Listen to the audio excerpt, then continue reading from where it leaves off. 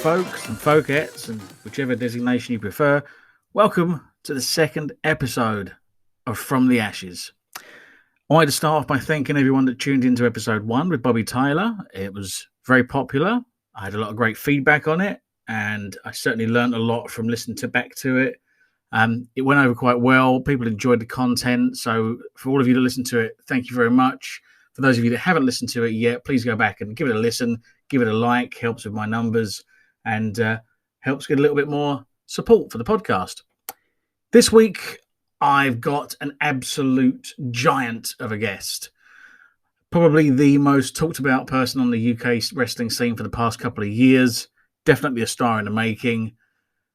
Somebody who I've had the pleasure of knowing since his very first day in the business, and I've already made it very clear to him that I expect 25% of all of his multi-million dollars he makes in the future. Second episode is going to be with Mr. Charles Crowley. We sat for literally 2 hours talking non-stop, and we covered a tremendous amount, and had it not been for the fact we both had things we had to get to, I think we could have sat there for another 2 hours quite easily and just constantly talking. He's one of the most interesting people I've ever come across in the wrestling business. He's got so much of a story of his own, and it was just really good to go back over what he's done so far, some of his viewpoints on things, and kind of relive a few moments and talk about the next steps for Crowley. So that'll be coming up after this. I'll put some timestamps in the notes so you can jump straight to the interview if you wish, and you don't have to listen to me babbling on. It's not a problem. But first off, I wanted to just have a little bit of a talk about one thing that had been on my mind, actually. So following the first episode, I was talking to one of my friends who had listened to the episode, and he brought up something that has been a bit of an interesting topic for me for quite a while, and it's definitely a hot button topic at the moment, and that's intergender wrestling. People sit on one side of the fence or the other when it comes to intergender wrestling. They're either very much for it or very much against it. People talk a lot about how wrestling has to evolve, and I think intergender wrestling is one of the evolutions that we cannot ignore. Now, I've been a big supporter of women's wrestling for a very long time, almost my entire career. Shortly after I got into the business, I was on shows and working regularly with the likes of Sweet Saraya, with Nikita, with others, and it was never seen as a subsection of the business. It was never seen as girls' division, and I was always staunch supporter of it. And not only have I trained various female wrestlers over the years, I've worked with various female wrestlers over the years in intergender matches, and I've never had a problem with it. Very, very early on in my career, I was working matches with Erin Angel as the new breed. I was doing both tag and singles matches with Sky and the original Jade, with Erin as well, and I never had a problem. Never saw it as anything different. And I think maybe it's a bit different for me, perhaps, because I'm 5'9" in my boots. At my biggest, I was say about 220 pounds, so by no means a giant. But it was realistic for me, and I never saw a problem with it, because my logic was always this: anyone out there that's got kids, even if they're not your own, but I don't mean kids you've kidnapped. I mean, if you've got nieces, nephews, cousins, whatever, no matter how old you are, no matter how big you are, if a 5-year-old comes along and punches you on the nose, your eyes are going to water. You're gonna buckle at the knees. If the same 5-year-old, if you're male, kicks you in the balls, you're going to go down because it's a kick in the balls. So it's realistic of somebody of smaller stature or smaller power or whatever being able to take you down. Now, I think the psychology has to come into it sensibly, but there's no difference in psychology in terms of working with, selling for a female wrestler who is lighter than you than there is working with a male wrestler who is lighter than you. I've worked with people who are 50, 60, 70 pounds lighter than me. I've still sold for them. I've been thrown around and knocked off my feet by people that are 140 pounds as young trainees, as males. Why wouldn't I go down?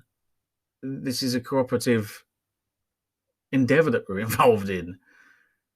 So for the same kind of thing to have a female get physical with me, I don't understand why people wouldn't sell for a woman or would have a problem with doing it. Now I understand the more kind of tempered approach that people are very uncomfortable with it because of what is an awful situation that is still happening in society of domestic abuse. Don't doubt that for a second, and I completely understand that, and I'm completely in tune with that. But at the same time, we can't let that dictate and hold down and limit what women want to do. As I spoke of in the interview with Bobby Tyler, I don't use the term female wrestler. I don't use the term intergender matches. I don't draw attention to the gender boundaries when I'm booking events and booking matches. I don't have female wrestlers. I have wrestlers who are female. I have wrestlers who are male. I have wrestlers who are female. I have wrestlers who don't identify as either. They're gender neutral. They're gender fluid.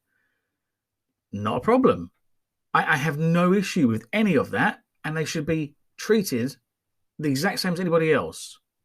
The same way as I wouldn't treat somebody different because of their colour or their sexual preference or their sexual orientation. Maybe I'm too liberal-minded in that. I don't see the defining line, and I don't think anyone else should. Intergender wrestling, when done properly, can be very, very good. It can be fantastic. Like I said with the interview with Bobby, her match with Crowley is one of the best matches UBW has ever put on. It was fantastic. And I would put Bobby in there with anybody of her size and bigger. And having known Bobby since day one, yeah, I'd put her in there with anyone because she's as tough as anybody and she can go toe-to-toe with anyone. She can wrestle and fight a few of the guys I know under the table very easily. Now, I think on the bigger schemes, on the larger stages, if you will, it is more sensitive. And especially in somewhere like America, it's a lot more sensitive. It's a difficult thing, but it has to be broached. And we have to get past it. Because we can't keep treating females as lesser or as more fragile or as they have to be protected. The same way that, for example, if I was in there with, say, Sticks, I love Sticks, great friend of mine, big guy. What are you weighing now, Sticksy? 240, 250? Yeah, somewhere around that area. I would hit him maybe a little bit more snug or solid than I would do, let me think, Kickflip Eddie, one of the younger guys in UBW, who's maybe 140 pounds all in all. Purely because, one, I'm not a dick, but also because, one, you don't need to hit hard, but two, if they've got a smaller frame, you be a bit more careful with them. There's no need to go in and start treating it like it's a full-on fight. So I would do the exact same thing with anybody of a smaller stature, male or female. I would be a bit more sensible with them because of their frame, because of their body weight, because of their structure. So you just have to be sensible with things. Honestly, I stand here now and I say this. I defy any guy on the UK scene to step in a ring with Rhea Ripley, for example, and say, yeah, I'm not going to sell for you, or I'm going to be the powerhouse in this match. She would rough ride and steamroll anybody, absolutely guaranteed. And pretty much any of the women in Japanese wrestling, because of the way they're trained and how tough they are, would steamroll most of the guys. Most of the girls on the UK scene and the US scene nowadays are the same thing. They are trained hard and they're trained no different. I trained Bobby and I trained Eden the exact same as all the guys. Because, like I said before, and I've said to every male trainee that I've worked with that's had a bit of a problem and they've kind of been treading on eggshells when working physically with the females, if you take it light on them, you're disrespecting them. If you take it easy on them, you're disrespecting them. Be sensible. Don't roll up and just punch them straight in the face full force, but then don't punch anybody in the face full force. Work with the person as they are. Treat them the same. If that person turns around and goes, hey, lighten up a little bit, that's fine. I've had males do that as well as females. More males than females, to be honest. But we have to be getting over this. We have to be treating this differently. The concept of intergender wrestling needs to be pushed forward, but the term intergender wrestling needs to drop, needs to stop. It needs to be just wrestling. And I'm doing everything possible to do that myself within the UBW. I had no negative feedback about the Bobby and Crowley match. I had one person say it was a bit uncomfortable when she was on the receiving end of some of the punishment, but she fought back and she came back and she gave it back, so that was okay. I can understand people still being uncomfortable with it, and that's going to happen. That's going to take a very long while. But you just have to be sensible with it. You have to bear in mind that kind of thing is there. But we need to push forward. The female talent worldwide now is incredible. And if you want to separate it out as female and male, a lot of the female talent is better than a lot of the male talent. But they need to be seen the same. The sooner we can break down those boundaries, the better, and the sooner we can move forward. It's been a very strong push in the last few years to strengthen females in movies and TV with lead roles, with gender swaps, with things like Wonder Woman, Black Widow, showing that women can be superheroes as well, which is great and that's really important. But the long-term gain is to not even have that discussion about, they're a really good leading hero for a woman, or it's really good to have a female in that role. It's got to get to the point where that's not even a discussion point, that's not even seen. It is going to take a long while. It's going to take a massive cultural shift. But wrestling's got an opportunity to really kind of lead that charge to quite a degree. And the more we push it and the more we do it, the more it will get across. It is going to be a hard slog, but we've just got to keep at it. So that was my thought. So it was Jake that mentioned that, and thank you for that, Jake. And I think it's a very important topic, and I debate it with anybody quite happily. We'll have to wait and see how it goes. I'm very hopeful for it, and I think as many of us that can push it as can do, and there's a tremendous amount of us in the business. The more of us that can push it, the better. And we've got to keep pushing on with it. It wasn't that long ago that there was dividing lines in terms of race. I mean, there still is, sadly, around the world, but it's a lot further forward than it was. And that's just by constantly pushing. And we have to keep pushing all these things for equality. There needs to be equality across the board. And it's down to us. So we've got to keep pushing it. Anyway, enough about that. It's time to get on with the interview with Crowley. So this is a couple of hours. We cover a lot of stuff. We have a good chat. Crowley is such an interesting character. And when I say character, I mean even on a personal level. He's so colourful, so interesting, so unique, so eccentric. And he's just a great person, outside as well as inside of the ring. His skill set goes beyond wrestling. He's produced his own films. His movie, Drive Me to the End, and I'll put links to this in the show notes. I'm not saying this because he's a friend. It's a fantastic movie. It is a really good story. It's a fantastically made film. Everyone should watch it. It deals with some sensitive subjects and some stuff that's not often talked about, and he does it masterfully. And then on top of that, what he did is his New Year's Eve special, You Are Cordially Invited, which was when the apocalypse was in full swing and wrestling was completely dead and there was nothing going on. He went out and he made a wrestling mini movie, top level production, top level equipment, and some of the top names in the business in the UK to go and put on a small action movie. And it's fantastic. He has no limit to his skill set. So we're going to get on with the interview now. Enjoy this. Give it a like afterwards, please. Please subscribe. I'll be announcing guests on a weekly basis, hopefully. I've got a few people lined up already.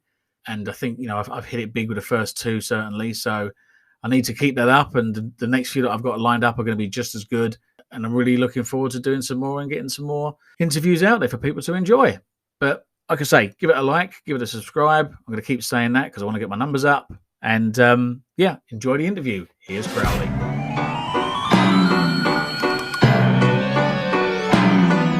Step right up, wonders of the world and the not so plausible. Look what we're Okay, well, it's time. The man of the hour is here.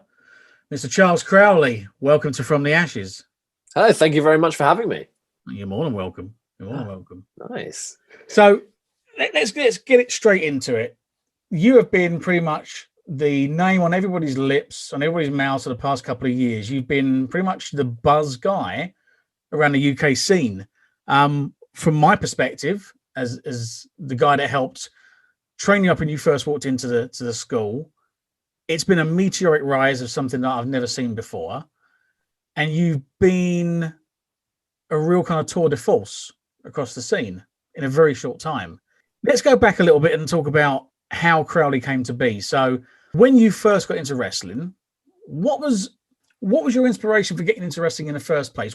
How did you grow up, and how did wrestling become the thing that you wanted to do? Who were the guys that inspired you? I know Edge was a big inspiration for you originally. But like I mentioned to Bobby Tyler on the previous podcast, there's a big difference between being a fan of this and actually going ahead and doing it. Talk us through how you kind of went all the way up until that point. Yeah, okay. So, it's tricky because I think it's kind of probably more and more widely known now that I got into wrestling quite late. It wasn't on in my house. It wasn't on TV. Like, you hear a lot of stories of people saying, oh, wrestling would just pop on. Or like my brother, I'm an only child. So like I've got like half sisters, but I've always grown up, it's just been me and my dog, or dogs.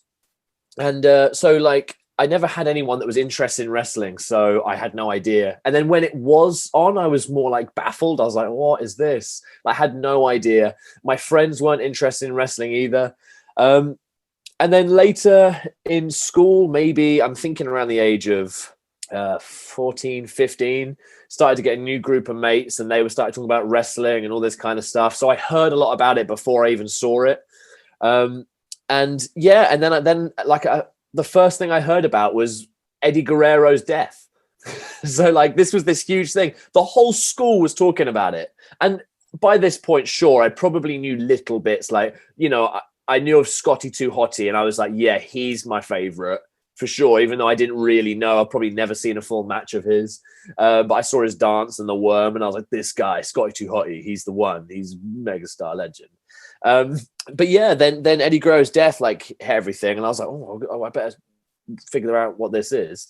I'd seen bits of Eddie Guerrero, so I was like, I felt sad because everyone else felt sad. Then I looked at his YouTube video, the tribute, and the tribute that they did for Eddie Guerrero, oh my God, I bawled my eyes out. And I didn't even know this guy. And yet they put across this story of who he was and what he'd accomplished and how many like people he'd touched and how good he was and how unique he was. And I was like, wow. And it just made me want to know more about him. So I went to search for more about him. And that's how I proper got into wrestling, because I was like, I need to watch more Eddie Guerrero stuff. And I'd watch as much as I could, and I'd see like the smile on his face when he did something like cheeky, and I was like, oh, that's amazing, look how cool that is. Like, he's not being a twat, or he is being a twat, but he knows he is, and he's like owning it. And like, that's then the cogs start turning. And then because I saw him, I saw other people, and people like Edge, and Edge comes along, and I'm like, he's being a twat, but also he's acknowledging that he's being a twat. Whoa, like there's something quite cool about that. And he's like, yeah. So anyway, so all these incredible characters started to come along, and I started to learn more. It still wasn't on my TV too much, so it took a while. But then Edge v Undertaker was my first WrestleMania, and oh my God, that was just immense. All my mates were cheering for Undertaker. They were like, come on. And I was like, no, surely, how can you not want Edge to win? Look how cool he looks, and look how cool he is. It just made so much sense to me. It baffled me. And then his mates run in, these two Edgehead guys that at the time I had no idea who they were. And I was like, oh, now he's definitely going to win, because he's got two more people to help him, which actually in reality, as time goes on, that if someone runs in, his likelihood is he's probably going to lose. But wow, that was incredible. What a day. And I got so emotionally attached to that match without having to watch wrestling that I was like, okay, so I'm in now. And I started to watch as often as possible.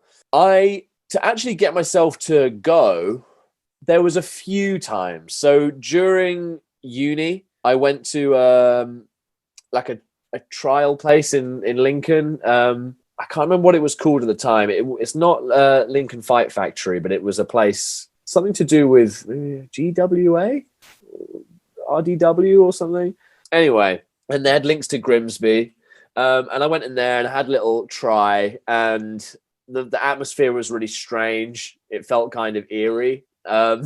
And it wasn't as fun. It wasn't as shiny as watching WWE. So I didn't really stick to it much because I was like, I don't get it. Like, this isn't what's on TV. So they're lying. like that's as simple as that. I'm like, this is a bill of goods. This is. Well, yeah, it's hard because when you see wrestling as like, you're so in love with the stories and the characters, and you don't really quite understand the mechanics of actual wrestling. And they're like, right, here we're going to teach you the mechanics, and you can't do any of these flips until you've learned the basics. I'm like, what are you talking about? I want to go to the top rope and jump off it. And they're like, no. And then I was like, what? So I just didn't stick with that.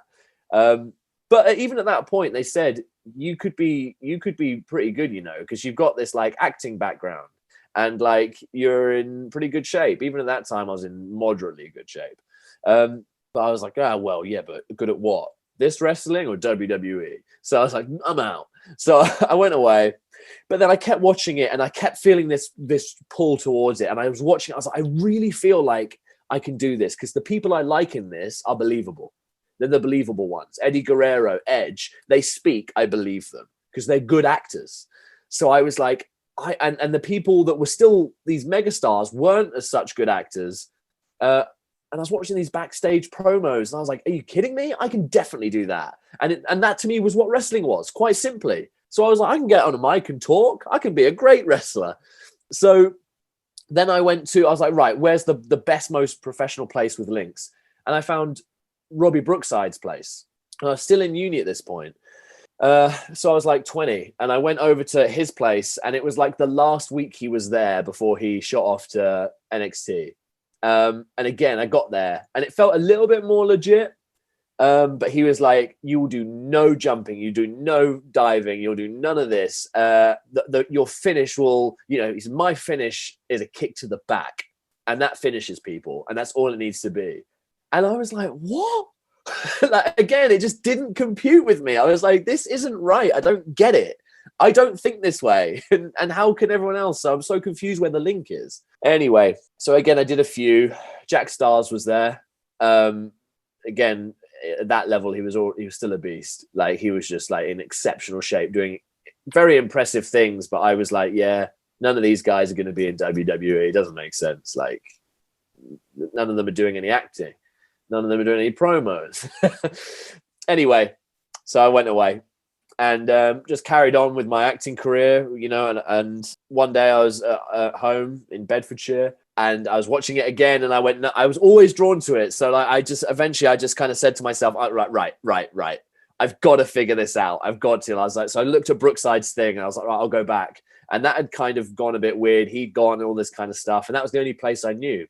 So I typed in wrestling schools nearby. It popped up with like jiu-jitsu and stuff, and then like Roman, like American wrestling, like actual wrestling. And I was like, oh no, what's all this? But also at that point, I thought, well, maybe you do proper wrestling to get into pro wrestling, because that seems to be what everyone's so focused on, is the actual wrestling. And then I found UBW, and I was like, whoa, this one's not too far away. Maybe I'll give it a try. And then I went to the Facebook page and I found some links to shows. Now, I'm not going to lie to you, Paul. The shows didn't initially sell me very well. There were aspects to the shows that I was like, this is sick, because they're doing the stuff that I relate to. But also, I wasn't, no disrespect to the wrestler himself, because he's an absolutely lovely guy, and I think he's very talented as well. But Lukachu was on a show. And Lukachu, I watched Lukachu come out with his mask, with obviously the eyes don't blink because the eyes are on the mask, and like the ears are flopping. And like he was getting kicked in the corner, and the quality was quite low because of, it wasn't at the time, and the quality was, you're using what camera you had and all this. So again, you're kind of watching it like trying to figure things out, and he's getting kicked in the corner and he fires up and he goes, Looker, and then gets kicked and goes, Looker, and his eyes aren't blinking. And I'm like, this is terrifying for a start. Yeah. And like, you know, this is like this kids and family show, and they're all watching and, you know, enjoying it. But I was like, this, I don't know what this is, but it's definitely very different to the others. And they're doing the entrances, and it looks like they're doing the kind of fun side that I see. So I was like, I'm gonna go. And if the Pikachu guy's there, I might not stay long, but I'll go.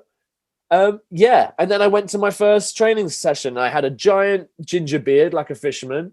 You did. And I was growing my hair out as well, so I looked pretty crazy. Which you guys seemed to like at the time, because you were like, yeah, this guy, who's this? 6 foot, muscular, big beard, and all this kind of stuff, wrestler vibes.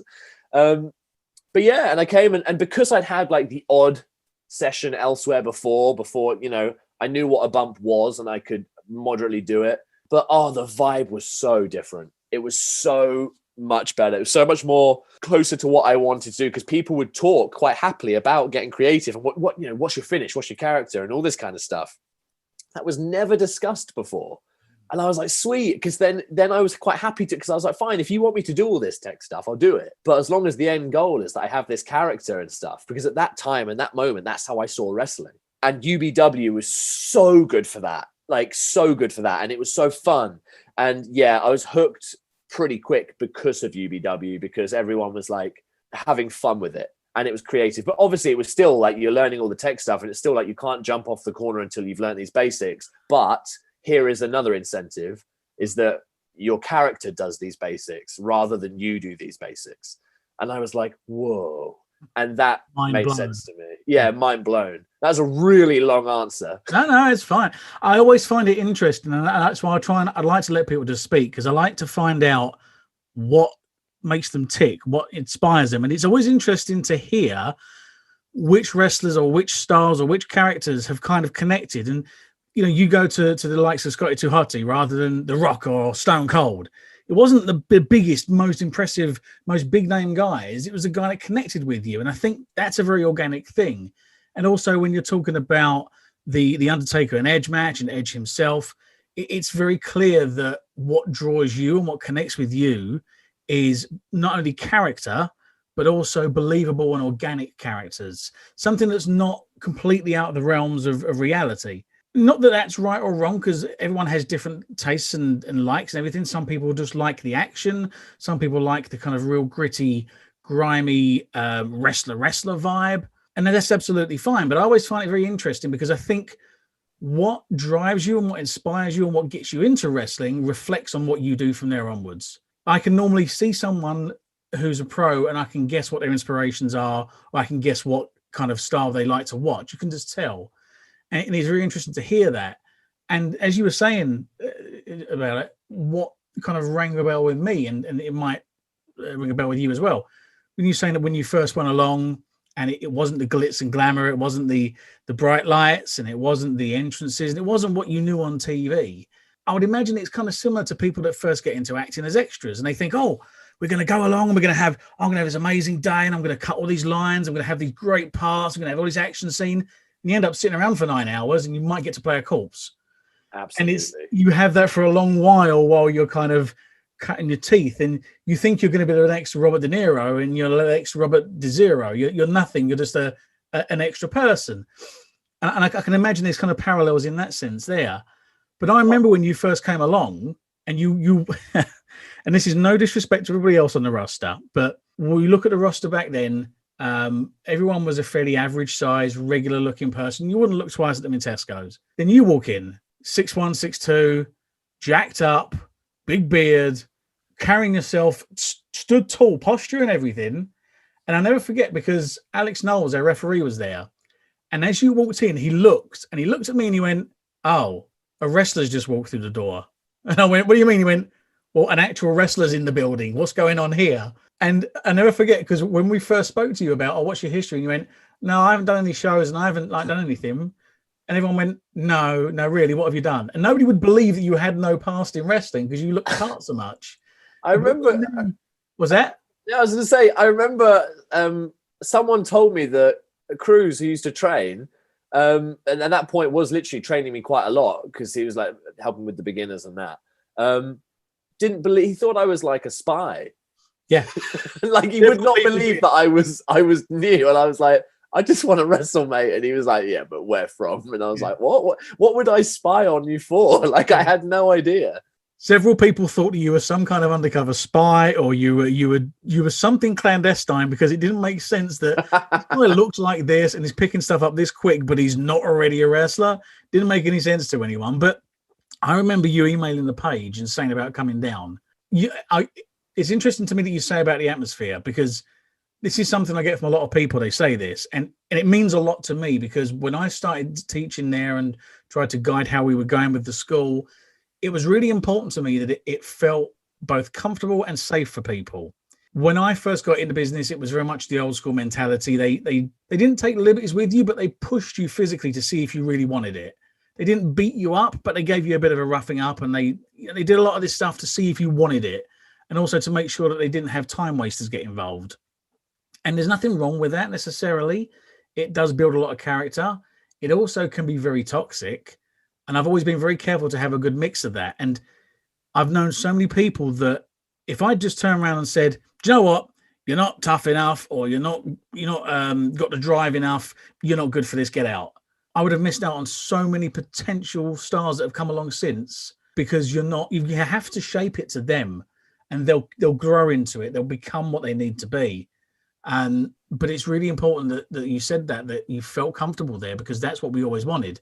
And of course, when you first come along, we were like, well, we can't make this guy comfortable, because we could see him being a star. We could see straight away you had the right attitude, you had the drive, and you had even though you look like some kind of homeless surfer, you had the drive, and it's hard to put, you had a fire in your eyes that we knew, yeah, this guy wants it. Yeah. I mean, at that point, like I said, I'd been to other places, and I kind of, what was it? Oh, and not long after I went to you guys, I went to the very last Projo sessions as well. So I came to UBW, and I said to myself, I was like, if I don't do this now and I don't stick with it, because I kind of realized that, okay, these kind of shows and sports halls and stuff, this is what you do for a while until you get good, and then you get to that point. And again, that's how my mind worked at the time. I've changed a lot since then, but I'm telling you my like literal process. And so I went to UBW. I was like, this feels comfortable. There's still aspects of the other places. Of course there is. The crash mats, the lack of ring at the time. Do you know what I mean? All these things. I was like, where's the ring? Do you know what I mean? And how UBW has evolved, well, I'm sure we'll talk about that in a bit, is wild. So I came at a time when it was like where it was. And then since then, it's just evolved as I have. So that's a really interesting thing to grow alongside. But yeah, so I did the Projo's final like Projo course as well, which again was very technical, but because I had UBW, I felt like I had the best of both worlds. So like the last Projo was so technical, and all these like drills and that, and I was like, and also they did talk about the next steps and links and all this. And UBW though, I felt like I could fail and not be judged. And yeah, it did feel comfortable. And the thing is, it's hard because obviously, I guess I come in moderately decent shape, and I'm a certain height or whatever. Like, people maybe didn't warm to me straight away. Like, I can kind of like Tam's one of them. At times, I don't feel like Tam spoke to me much at all. And like, I remember there was one time where, and Tam is Tommy Kyle for those listening. Yeah. So there was one time when he was asking you a question about character work, and I was sat there and I was thinking, I was like, oh, I feel like I can help. So I've got something, but I don't know if I should. And I was like, no, I'll do it because I'm here, right? And I've got all these years of acting experience, acting training, acting classes, like films, theatre, all sorts, like touring theatre. It's not just all this. So I mentioned something, and he proper snapped at me, and he was like, "Do you think I've tried that?" And it just like moved on. I was like, oh. Like, I mean, I wasn't like devastated, but like. And now he's like one of my best mates in wrestling, because we've all evolved and all this kind of stuff. But you do get that when you come in, no matter how friendly the place is, that people feel like you're all fighting for the same spot, which in some cases you are. Yeah, realistically you are, because I've said this to people before, and I'm not trying to be negative or down when I'm saying this to people, but I always try and make people understand that wrestling can be very cutthroat. Because at the end of the day, if there's 30 of you on a roster and there's one championship, one person can be that main event. And it may take a time for you to get there, but everyone's got to take their turns, and it's acceptance of that. It takes a lot of people a long while to accept that, but yeah, there is competitiveness. And what I've always pushed very hard for in UBW is I've got no problem with people having competition and having competitive, but don't have bitterness, don't have resentment, because everyone's going to get a fair crack of the whip, but you've got to support everybody else. And if you don't support your fellow workers, then you're not part of the team. And UBW has survived as long as it has because of the team ethic to it and people actually wanting to make it work. I've always said we don't have the money that, say, Progress or Rev Pro have. Sure. We don't have the links to the big boys that they do as well. So there's a lot more pressure on them to deliver an A-class product every time. All I want to do is deliver an A-class product for my audience at that time. Yeah. So if I'm in a small audience in Royston and it's 100 people there, they're going to get the best family show possible. If we're doing an over 18 show in Hitchin and it's a different kind of more hardcore edge, they're going to get the best show possible for that under that banner. But UBW has never been designed to be, we're going to be top of the pile. It's always been designed to be, let's start people off on the journey, get them as good as they can do, and then they go out there from there. And I think it was a great place for you to start because there wasn't that, like you say, there wasn't that pressure on you, and you were able to learn and develop without having to know that, God, I've got to give a 7-star match every time. No, you just got to go out there and beat Crowley. Yeah, but because of that, it's easily one of the top promotions that I'm desperate to come back to as well. Like, you present it as like this place to create people and allow them to feel comfortable and have fun and enjoy the process and therefore learn and while putting on a great show, which it absolutely is. But honestly, like I was saying to Tommy Carl, I was like, I genuinely cannot wait for UBW because I've learned so much since. So I kind of want to do even more now because I'm like, look, I can, the same crowd of 100 people, they may have loved a show, but now I'm like, but I can do more. So like, I can induce more emotion in these people, and they'll be like, oh my God, like, I can't believe you've missed wrestling for over a year and all this. And I know it's not just me, it's, Tommy Carl's working his ass off. He's now like getting more muscular by the day. He's training when he can and all this, like, so many people on the roster are doing things and keeping active, and everyone's very keen to get back to UBW. So I know that for a fact. And that's great. And, and to me and to the other people that are kind of behind the scenes running things, it means a tremendous amount because, over the last few years, I've put more time and effort into making UBW work than I have my own personal life and my own personal health, because it's, well, as I mentioned to somebody the other day on a different podcast, and it's one of the reasons that I'm going through a therapy sessions at the moment, is a hero complex that I have, that I want to help other people. And UBW gives me that. If I can give somebody the chance to live their dream and they go off and off they go, that's great. Bobby Tyler went off and she went to Japan, and I never got a chance to get the best out of her during that period because she was too busy with it.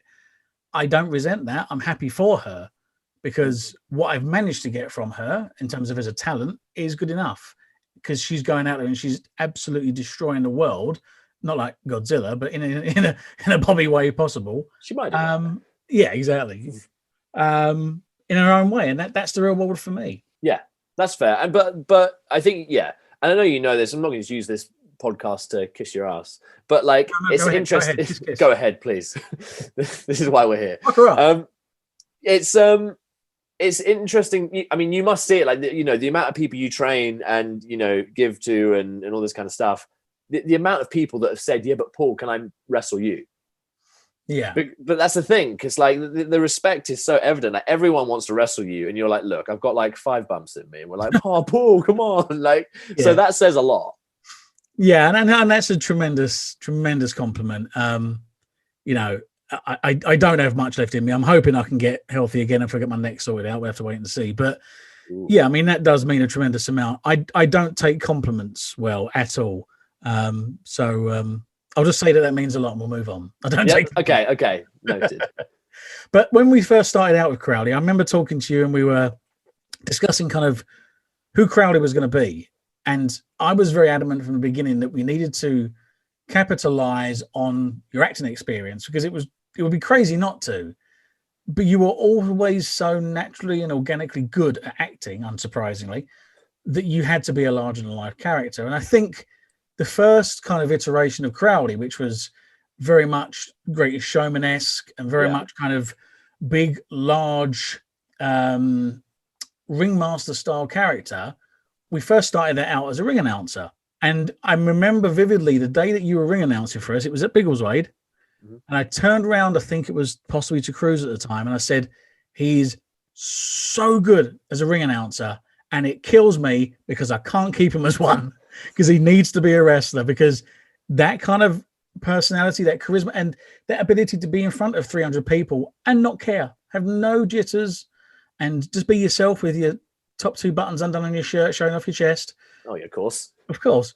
It was straight away. Everyone was talking about you that show. And it was good in a way because I knew that we had something on our hands. But it was also difficult because, like, I'd had a dozen, 15 people spend 3 hours out there putting it all on the line. And everyone was going, God, that ring announcer was good, wasn't he? And I'm like, okay, we got to do this. And I remember we kind of fast tracked you onto shows to get you in there as quick as possible, because I'm a big believer that you've got to have the foundations. You've got to know what you're doing.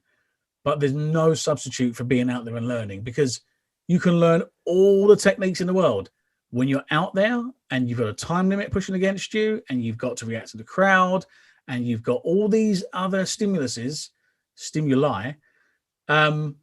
It's different, and it all goes out the window and everything breaks down. You've got to be out there to experience it. Your first match that you did, the 6-man match, Yep. looking back, wasn't the greatest of the matches of your career. It was never going to be. No.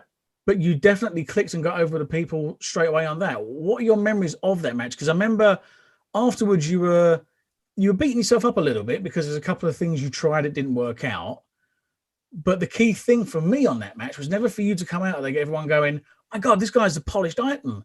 It was always for people to go, that guy is going to be something. I want to see what he does next. Yeah, well, I often tell people you could argue depending on who you are, and a lot of people did think this, that I was on shows too early. It was, and obviously that was a mix of you putting me out there and me knowing from the acting world that I knew how to sell myself in such a way and market myself, because oh my God, you've got to stand out, right? So that was when it came to that match, I remember I was so happy to be there because, like you say, that if I wasn't on shows that early, I wouldn't be where I am now.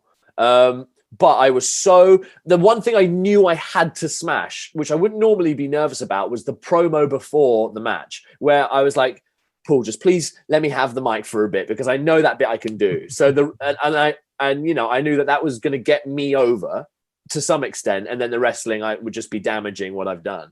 Then I could just damage myself as little as possible. So I did the promo, and I brought out like Jethro and that, and like I was really happy with that. And people were like, "Whoa, this is exciting! This guy's confident," and it got across to my character.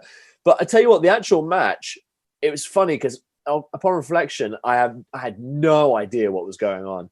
I remember Dibs, who also was called Crowley from the Swamp.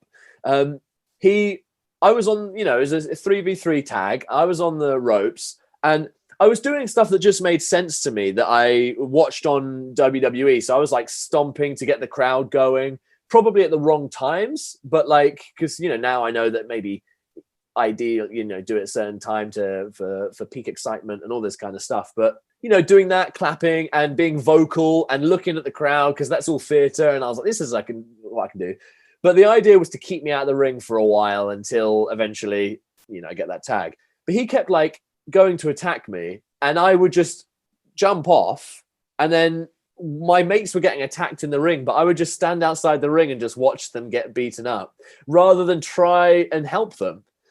Because I was like, and I was like, no, I don't really know the rules. Like, it was just literally that. I was like, I don't know what happens if I go in there now. And like, there was just so many factors I didn't have a clue about. I knew that I could bump. I knew that I could pick people up. So anyway, eventually it was my time to go in, and I did what I did. A few spontaneous things that happened and maybe didn't go as well as planned, but it was all okay. No one was hurt or anything, and I've always prided myself in being safe no matter what I do. Sometimes it's too safe, but like I want to hurt them just enough so I can win, not so it ruins their career. But like yeah, and then it is what it is. And got my finish. I was wearing these like very silky little white gloves and then he slipped and it didn't quite land right. But it was really exciting. It was. I'll never forget it. That's for sure. And I don't really look at it now and I'm like, oh, that was rubbish. I just think that was my first experience, and like I learned so much because I realized how little I knew. Yeah. So I think sometimes it's about that. It's about that perspective. You have to be in a situation where you're uncomfortable and you realize, oh, yeah, this is a lot harder than I thought. Oh, yeah, I don't know what to do in this situation, that kind of thing. And I won't name names, but there was one or two people beforehand that made it vocal that they weren't happy that you were getting all this time to put yourself over with this promo, and they weren't. And when you finished the promo, it was afterwards, I turned around and I said, that's why he got that time, because look what he did with that minute or so he had to introduce himself. Everyone bought into him. That's why he got the time, and that's why nobody else did. Shut up. That's the thing. And I get that, and I can see how people get upset by it, and also it's worth saying that you didn't just give me time. I actually came in with a big idea in my head, and you went, "You've got like half that time," and I was like, "Oh," so I was like, "Okay," so whatever time I've got, I'll capitalize on it, and I just did it quicker and shaved some bits, but yeah, I get that. Yeah, but that's key. I mean, I'm a big believer in if I feel someone is able to go out there and run with the ball, give them the ball. If you fumble it, fine, we pick it up and we look back at what went wrong and we go again when you're ready and we eliminate it's trial and error, but you don't know unless you try. And sometimes you just got to go in there and just all balls to the wall and give it a go. But I never doubted for a second that it was right to give you in there at the time that you were in there and to give you the opportunities and go from there. Because you can teach somebody for hours and hours and hours and hours and hours in the school, and they can learn all the moves, they can learn the amazing reversals, they can learn all the technical wrestling in the world. If they can't connect with an audience on that kind of show, it's meaningless. And to quote somebody else, you can't teach that. You cannot teach charisma, you cannot teach presence, and you cannot teach the it factors. And when someone's got that, you just need to get them out there and they learn the job on the job. Yeah. It's what they did years ago. It's tricky because like there is a lot I know that's a very, very common saying in wrestling is like, if you struggle with the character side, I think people link that to hearing people say you can't teach charisma. And it's interesting. You can teach charisma to a degree where you can fake it. Which is, so I think a lot of people are, oh no, if you can't teach the character stuff, then what am I going to do? What can I do? Because a lot of wrestlers don't even consider that how much acting is involved and the performance side. It's not like he's like, well, I'm not exactly going to go to acting school, am I? It's like, but why wouldn't you? If you really, really felt like that is what you're lacking and you really want to be the top megastar, then get your ass to acting school. But like, not, it costs so much money and all this, and it's not, people don't link it. And I'm not saying that's what you need to do, but when I was in school, I wasn't interested in acting. So my acting, when I started, I remember my mum was like, "Yeah, you'd be really good." And I was like, because I had some charisma as a kid, But on stage, I was like, "Oh, why am I here? Like, I don't want to do this." And came across in my acting, I didn't care. I wasn't even thinking about the emotions or anything. So I wasn't a very good actor. But actually, that's why I stuck with it, and that's why I've ultimately ended up in wrestling, is because it was the only subject in school where I saw this journey from this place to here, and I thought to myself, wow, if I got that much better in this amount of time, then technically I will not. I haven't, I can keep getting better, and that's like tangible proof that I can be better. So I was like, I want to be the best actor ever. Like, if I just keep going, I'll just get better and better and better. And that's really appealing to me. No other subject had that. So yeah, like, I hear what you're saying, and I know that is a class that is really, really, you can't teach natural charisma and all this kind of stuff because it's a personality trait.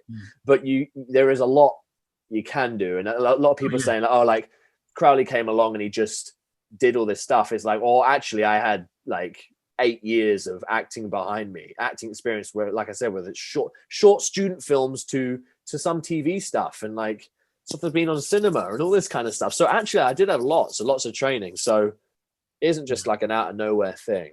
But then I think going back to what you were saying about like teaching charisma and teaching presence and stuff, you can learn as an actor, and obviously you learn as an actor how to do that. But then there's different levels. For example, and I don't want to bury Vin Diesel here, but you look at Vin Diesel. When Vin Diesel is doing his gimmick either in Fast and Furious or in Riddick and everything, he's big, he's jacked up, he's got the bald head. Nothing he's ever done has made me believe that if I met him in an alleyway, I'd be scared. You watch Anthony Hopkins at any point in any movie he does, he's terrifying. Even when he's being friendly, he's got that look. He's utterly terrifying to the point where if I met him in an alley and there's no way out of the alley, I'd just top myself because I would be scared of what he'd do. I get you. That's the difference of that kind of presence, that he's so believable. Yeah. Because he's so good at what he does and he's got that innate charisma. Oh yeah, but that's the thing. He just, it clicks with him that he has to connect to what he's thinking, no matter what it is he's been told to think. Whereas Vin Diesel's given a script and he's like, these are the lines I've got to learn and this is what they mean. It's just a different approach, but it's how the mind works. And you know, who knows what Vin Diesel could do if he did stuff, but I get you. That's a great example because Anthony Hopkins, just unreal. Great choice. For me, like you look at method actors. Yeah. Method actors, they get in the character, they get into what they're doing, and they go in. Some of them go into it way too much. But I've always said to everybody with wrestling, even if you're just starting out, you have to feel it. If you think it, it won't be organic. If you can feel it and you feel how the crowd's changing, you feel what the crowd's going with, that's the difference. Rock and Hogan at WrestleMania 19 is a great example. They listened to the crowd, they felt the crowd, they changed everything that was planned, and it was a masterpiece. And if you can feel when you're in there and you feel when's the right time to do something or feel what's the right thing to do rather than, oh, what did I learn in lesson 35 at the school or what did I see this other person do? No, it's not a case of what should you do, it's what can you do. And when you feel it, you get more relaxed. And the more relaxed you are, the more it flows. Yeah, absolutely. I completely agree. I think you kind of learned that over time because I think early on you were very worried about thinking a lot and really kind of mechanically, but over time you've learned to feel it more and you can see it in you. Well, that's, yeah, for sure. I mean, it all makes a lot more sense to me because, like I said, my route in never really thought about the actual wrestling. Like early days, I thought, right, don't get me wrong, I enjoyed it. I love the actual wrestling. Like there's no thrill like it. But I kind of thought to myself, which is an embarrassing thing, but it's like I thought I've got to learn this bit to do the rest, which is insanity because it is the foundation of what you're doing and the raw foundation of the story you're telling. And I just couldn't grasp that for ages. So that's why I was overthinking it because I was like, it's like, if you want to consider doing this in your match, this will be effective. This will, the crowd will enjoy this and all that. And I was just overthinking it all so much. I wasn't thinking why. All I knew that it was like this achieves this. But I didn't look at I didn't break it down and think, yeah, but why? And it's really hard because I don't know how you teach people. It's almost like you wish you could teach everyone in day one all these things. It just click. I often think that. And I'm just like, oh, how would I do it? But you can't because I heard you multiple times say, yeah, but why? And all this kind of stuff. And the stuff I think now. But it just at some day along in the journey, something clicks in the most weirdest of times. Like so much has clicked for me during lockdown. And I thought before lockdown on UBW shows, I was like doing really well. I was really proud of what I was doing for the, and I was like, I'm getting somewhere now. And the crowd were really enjoying what was happening. And since then, I feel like I'm so much better because I get it. I get, why we do this, why we do that, what's the intention and all this kind of stuff. It just makes so much sense to me. So yeah, and a lot of people have said that to me is a lot because I'm still doing like the online training sessions and we're match reviews and stuff. But I've had so many people have said the same thing to me that since the lockdown and since wrestling's been taken away, they've learned more and stuff's clicked for them. And everyone clicks at a different pace. I've seen people over the years. Some people get it within 6 months. Some people it takes them 2 or 3 years. And it's different timelines for different reasons and different things make people click. But I've known more people to say to me, oh, I understand so much more about it now. And it makes so much more sense now because they've had time to take a step back and look at it with kind of half-educated eyes now and learning a bit more and understanding a bit more of the ins and outs of it. They can look at it differently and then go, Oh, now that makes sense. And you've got time to divulge it and disseminate it. And that's the one good thing that's come out of this. But thinking of your journey in UBW, I mean, early on, I mean, I'll be completely honest. Early on, I was throwing you out there as an attraction, and what you were doing in the ring was always good. But it was never my worry if it wasn't. Oh my God, his match was a 5-star classic. Didn't matter because it was getting people to like you and care for you as a character. Now that showed over time because I had a long-term vision with how the Crowley story was going to go. And you think that you captured tag, Young Lions, and British Heavyweight Championship all in the same calendar year, all within 6 months of themselves, and all within just over a year of your debut. Right? Massive rise. Like nobody else had done it before. Yeah. And don't get me wrong, I'm not saying the UBW title lineage is like the NWA Championship, but we put a lot of value and faith into it. Yeah. It means something. But you had it means a huge amount, especially when that's the crowd that you've grown up with, and that's the crowd that is your crowd. That will forever be Crowley's crowd. So when you achieve that, you're given this the rub, as they say, because you're the face of the place. It's like, look, we with pride we place you here. Exactly. So it was a huge achievement. Anyway, sorry, carry on. No, this is fine. But when you first started kind of really making an impact was the match with CJ Carter. Yeah. That was the one that turned people onto you to go, okay, this guy has just gone out and hung with arguably the best, most talented athlete on this roster. And I remember vividly talking to people that I'd known for 20 years in the business and had seen you for the first time. And I was saying, that's his first singles match. No, it's not. Yeah, he's had one, maybe two matches before. Is that his first singles match? No, I don't believe that. And people literally would not believe me about it. But you and CJ had an unmistakable organic chemistry. And I knew that very early on that this was something we could do a lot with over time. When you then went up the ranks and when you got the first championship as the show memes, the tag champions, the crowd erupted for it because they cared about you both as people and as characters because they'd grown up with you to a degree and they'd learned to care about who you were and they liked your journey. They'd seen you take on CJ and fall. So they cared about you as, oh, okay, well, even though he's lost, we've seen the heart in him.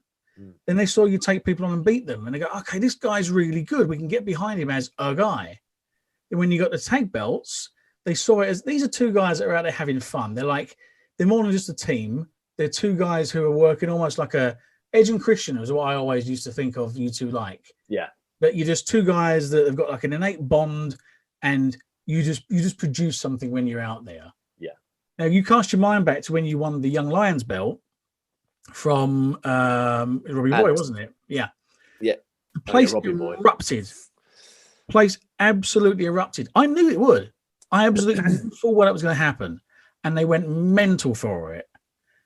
Then when you got the main belt from Memes, again, the place went crazy because they'd seen your journey. They'd grown with this guy's just started out. He's following his dream.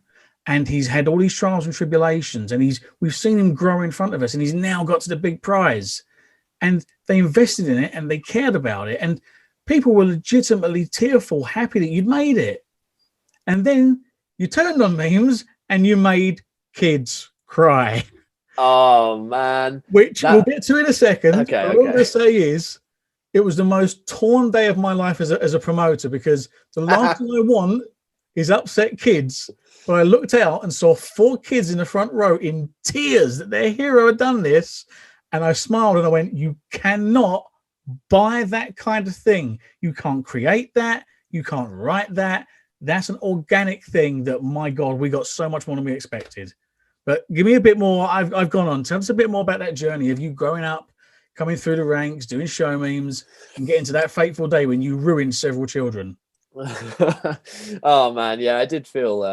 did I feel bad? I don't know.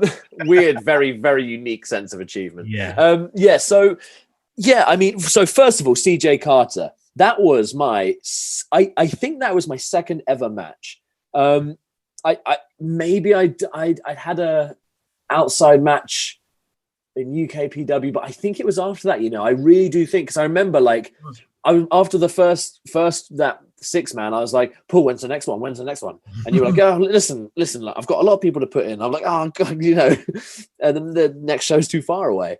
And I didn't know what the plan was for me. I don't think it was a singles at all. But I remember Toby Clements was supposed to be facing CJ, and unfortunately for him, he got injured, so he couldn't do it. And I know like CJ was pretty gutted because Toby's excellent. And I heard that you'd asked him and said, look, I tell you what, this might be a really good opportunity. Can you do something with this guy? Crowley's new. And then CJ said, oh yeah, I saw him in training. Like, I look forward to that. It's a different kind of match. Sure. I'll look after the kid kind of vibe. And I was so nervous because I remember going out there and since my first match, a lot went wrong, but bits went right. And I was determined. I was like, this is my first ever one-on-one. Whatever I do in this, I've set the bar for myself for the rest of my life. If I smash this, then there's no reason why I should ever do worse. Do you know what I mean? Because I was like, I know what I'm capable of on day one of my first one-on-one. So I was like, right, I'm going to smash it. And yeah, went out there and yeah, I mean, obviously as someone that's still progressing, I look back and I see many, many faults of things I could do better, but I can't help but think that way, unfortunately, sometimes to my own detriment. But like, I was really proud of myself. Maybe not instantly, but like a little bit afterwards when I allowed myself to relax, I was really proud of myself. And yeah, CJ is insanely good, and he was so good in there with me, and like we put on a great match. I'll never forget that match. I remember so many aspects of it. I hit my finish the way I wanted to hit my finish. The match I did, previous match I didn't. So that was amazing, and like CJ is someone I'm very close to, and he taught me so much and has supported me loads as well outside of UBW and helped me get bookings in places and all sorts. So very special place for CJ Carter. Yeah, and I think in a way, I think you underplay that because you're a good person and you're humble, but you underplay that. That match had everyone talking afterwards, and it was a really good match. Now, CJ is, in my opinion, one of the absolute best in the country, and he's one of the most unsung talents for that reason as well. He's unbelievably good, and I would think he could have a top level match with anyone he was put in there with. He's that good. Yeah, I agree. But it does take two to tango, and I've seen people who are incredible in there with people that can't hang, and they can't drag them up to it. Yeah. But I think what helped as well was CJ controlled it a bit, and he ring generaled, and he was like, no, we're not going to do this, just this. Limit it. Let's have it sensible. And he kept a control on it, so to maximize what you were doing. And your stuff looked great. I mean, that video bit of you hitting that spear was highlight package material for a year. Well, that's the thing. It's one of the few things at that point I knew that I could do and do well was hit that spear in the way I hit that spear. Like, I jump early, keep my feet together. It all makes sense to me. I don't know why. It just made sense to me. And the way he took it like a beast, fair play to him. Like, so yeah, it does take two, and I get that. But yeah, and that was great. And then I was like, you know what? Yeah, I can see improvements, but then onwards and upwards. And then Memes comes along, and we get on a lot in training. We get talking. We've got similar kind of humor.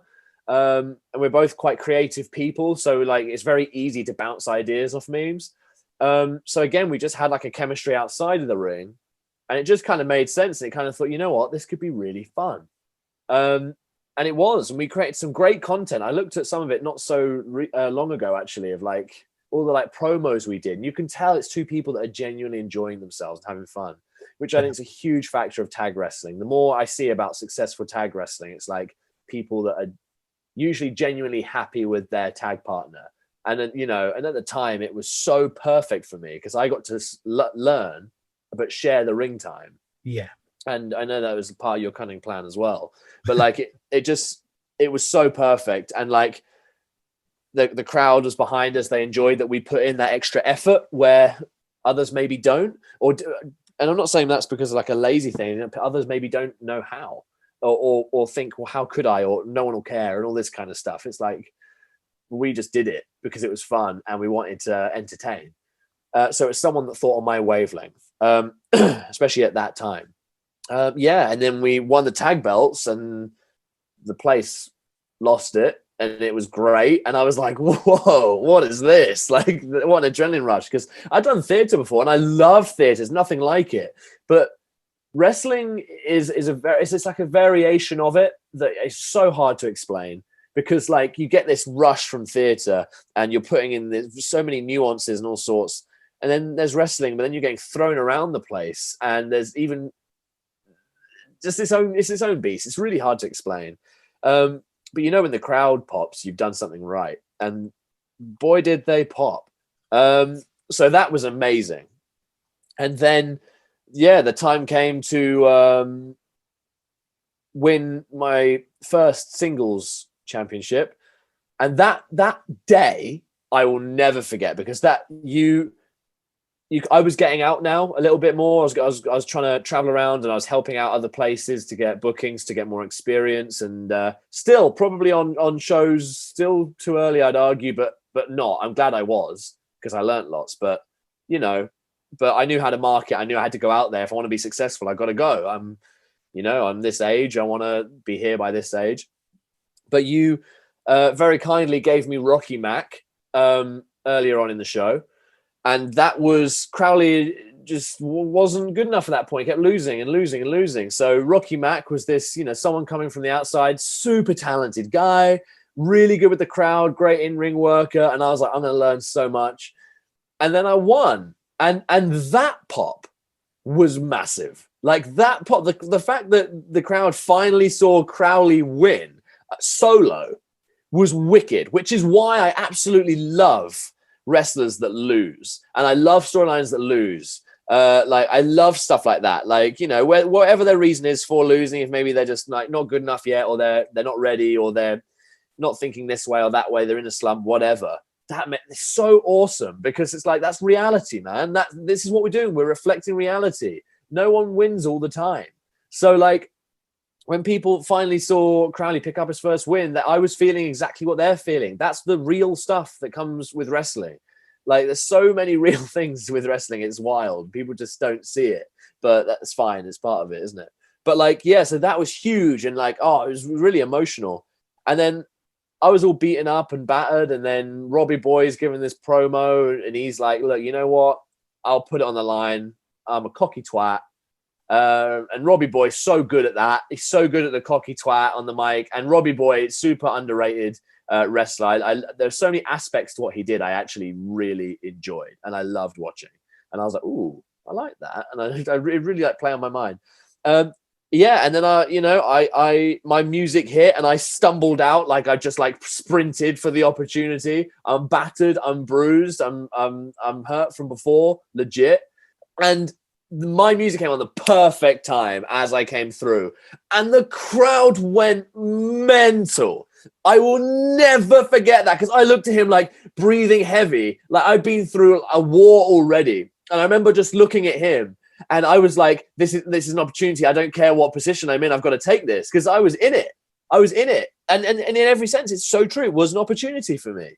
And the crowd went mental. They just see me. They probably didn't expect me to come out. Do you know what I mean? So, oh man, I'm just getting shivers thinking about it. I'm cold right now. And then like, yeah, the match started, and, and went for it. And, it was back and forth, and then managed to pick up the win. And the crowd, poor crowd, like, again, another huge pop, but they must have been exhausted, because it was like that was like a very, very Crowley day. Like, I'm pretty sure some people at the back were like, bloody hell, Crowley show. But I was like, you know what? Normally I'd be like, yeah, bloody hell. But also I was like, I can't lie to you.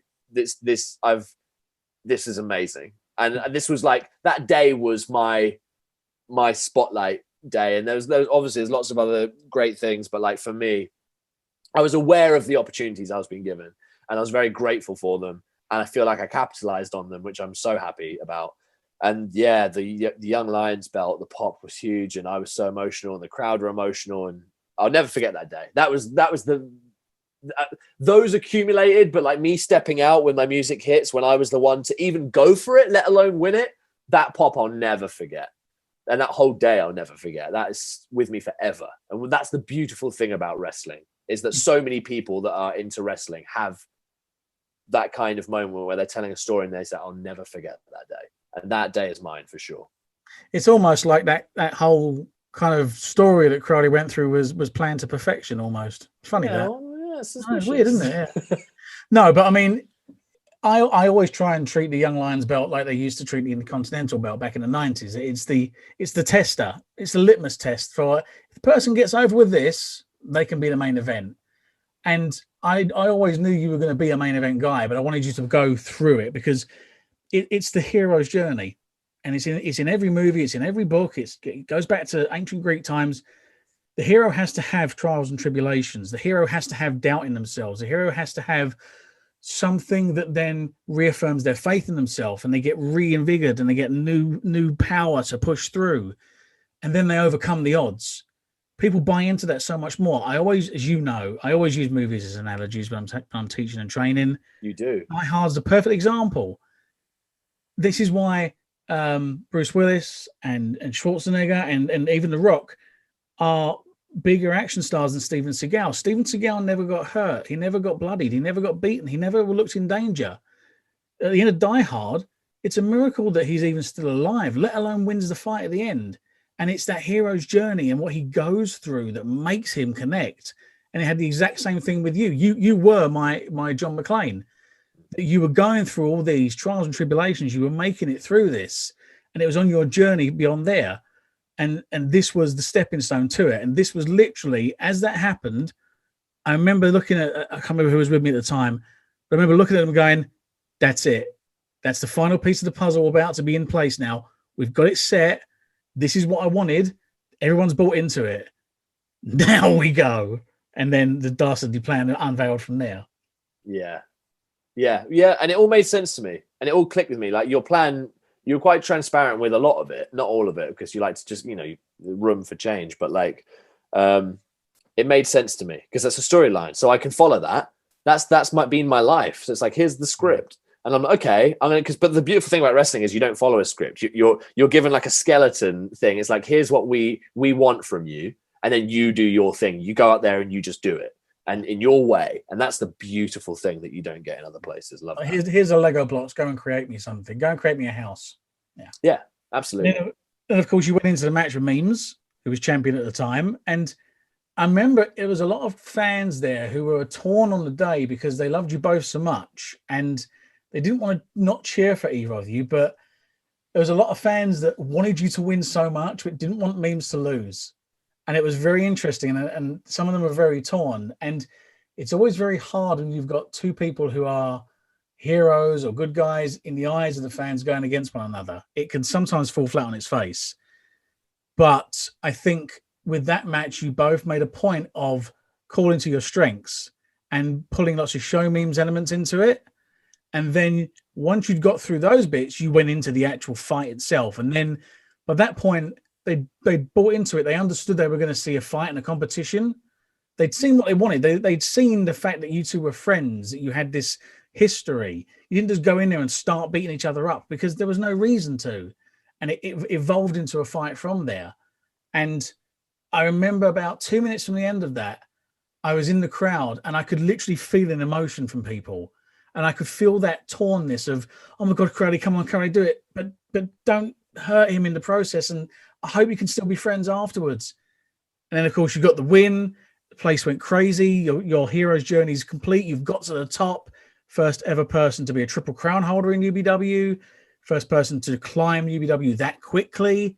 And do it all in front of these people over the course of a year following your story. And they were so happy for you. And then you and Memes kind of hugged afterwards, and they knew that the show Memes was still a thing. You were still great friends. It was a wonderful, almost Cinderella story fairy tale ending. And then take the people through what happened, Crowley. Tee-hee. I speared him, didn't I? And then ode to Edge, gave him a little concerto for his troubles. And I thoroughly enjoyed it. People were shocked. People were legitimately shocked that they Well, saw the viciousness out of you. that they'd never seen before. Like, this is Never brand seen. new. So they'd been through that confusing roller coaster of a journey, and they liked us both, but I guess you can't help but you want to see the underdog win. And even though I wasn't the underdog, we were like equals by that point. But Memes was the champion, so we're not. Do you know what I mean? Like, it's like, it's all well and good you be, but he was the champion, wasn't He was, yeah. he? Yeah, it wasn't yeah. So Memes was presented at this higher level, and I'm like, and he was at this higher level, and he'd been there longer, and all this kind of stuff. It made sense. So people, I think, did want me to win because it's that kind of like, we want to see the guy that hasn't got it get it. Exactly. And then, but they were obviously so torn. But then I did get it. There's that little bit. I was like, okay, the satisfaction. And yeah, like you're right. Are they going to hug? And they did, and all this kind of stuff. And so they're on a high. And the whole point of this was the moment everyone's so on a high, I wanted to. And I wanted to ruin their lives. Yeah, absolutely. But it's also it's to shock, because it's kind of like, this is the point. It's like, now, like, Crowley knows his worth. I know my worth. Yeah. And that was built into that story, because it's like, I don't want to be a tag anymore. I don't want to be known as the one that makes jokes at the side. Like, I know how good I am. And yes, I got here at being all lovey-dovey, fun and happy. But imagine what I could do if I wasn't all joking around and stuff. So that's the whole point. And that's all true. All so true. There's so much truth to these stories and this planning. And I love that. So yeah, and then my partner at the time, they came to speak to me, and that's the first time they'd ever seen any professional wrestling. And they said, well, I thought it was, I don't really know what to think. Because I was incredibly entertained, but you should know that there's like at least 4 or 5 children in absolute tears. Yeah. And I've just seen a mum holding her kid, screaming outside, bawling its eyes out. And the mum's going, shh, shh, shh, shh, shh, shh, shh, shh. Like, and she's like, they are going to not sleep tonight. And there was one fan, and she has like the Crowley top on. I don't know, she's like 11. I don't know how old kids are, Paul. And like, they're just small humans. I don't know. Exactly. And but she's so lovely. She's always supported me. She's always like, oh yeah, Crowley, let me hold your hat. And I'm like, all right, just give it back. But she was devastated. Yeah. Devastated. And I made sure I didn't come out of the locker room after that until everyone was gone. She was heartbroken. Yeah. But it's storytelling, isn't it? And again, it's reality. Stories aren't just all sunshine and rainbows. And loved every second of it. And I was very proud of that, because we told a great story that day. And it was a brutal end. It is, and you've got to have that connection. I think we've seen, like, I'm a big fan of Roman Reigns, but it is an example. You can't force people to like or dislike someone. Yeah. And you had people there that loved you and adored you, that would literally, I was expecting people to come up to me sometimes and going, please, my daughter, let him marry her, please. And after that, they were just like, I can't cheer for this guy. And at first, there was a concern that you were so popular that they weren't going to boo you. Oh, they had no trouble. They had no problems booing you at all, because you did the key thing. You turned it around on them, and your promo after the match made it very clear that you used them to get to that point, and people were always ready against that. And I thought at the time, like I say, I was very torn, because I was like, oh my God, we've made kids cry. we've really made kids cry. But at the same time, boy, have we got something on our hands here. Well, that's the thing. Like, I always feel like you say, you can't force people to like or dislike people. I think people have to make their own mind first, and you can guide people to think a certain way of someone. But like Roman Reigns, people he needed to make their own mind up about him. And then, when he went away from the Shield, he was just like still a Shield guy, but without anyone else. And it's like, well, hold on. We know nothing. We know more about the other two. We like that one. We don't like that one. Who's this? And they're like, no, this is the one you love. And it's like, what? How? Why? Like, do you know what I mean? Like, just, and also, take his vest off. He's gorgeous. Why is his vest still on? Like, honestly, little things like that boggle my mind. Anyway, enough about Roman Reigns.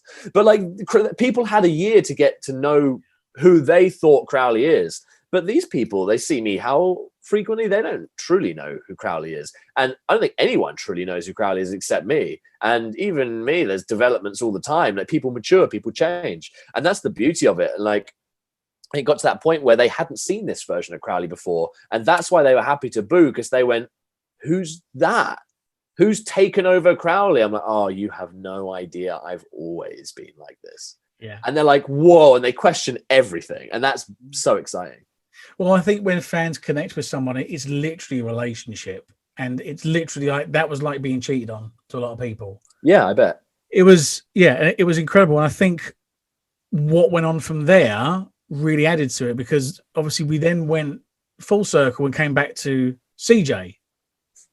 And by this point, CJ was different. CJ had kind of won the fans over and very much had changed his angle and his position and where he was doing. He wasn't against the fans anymore. And they were cheering him for a while beforehand because he was just so good.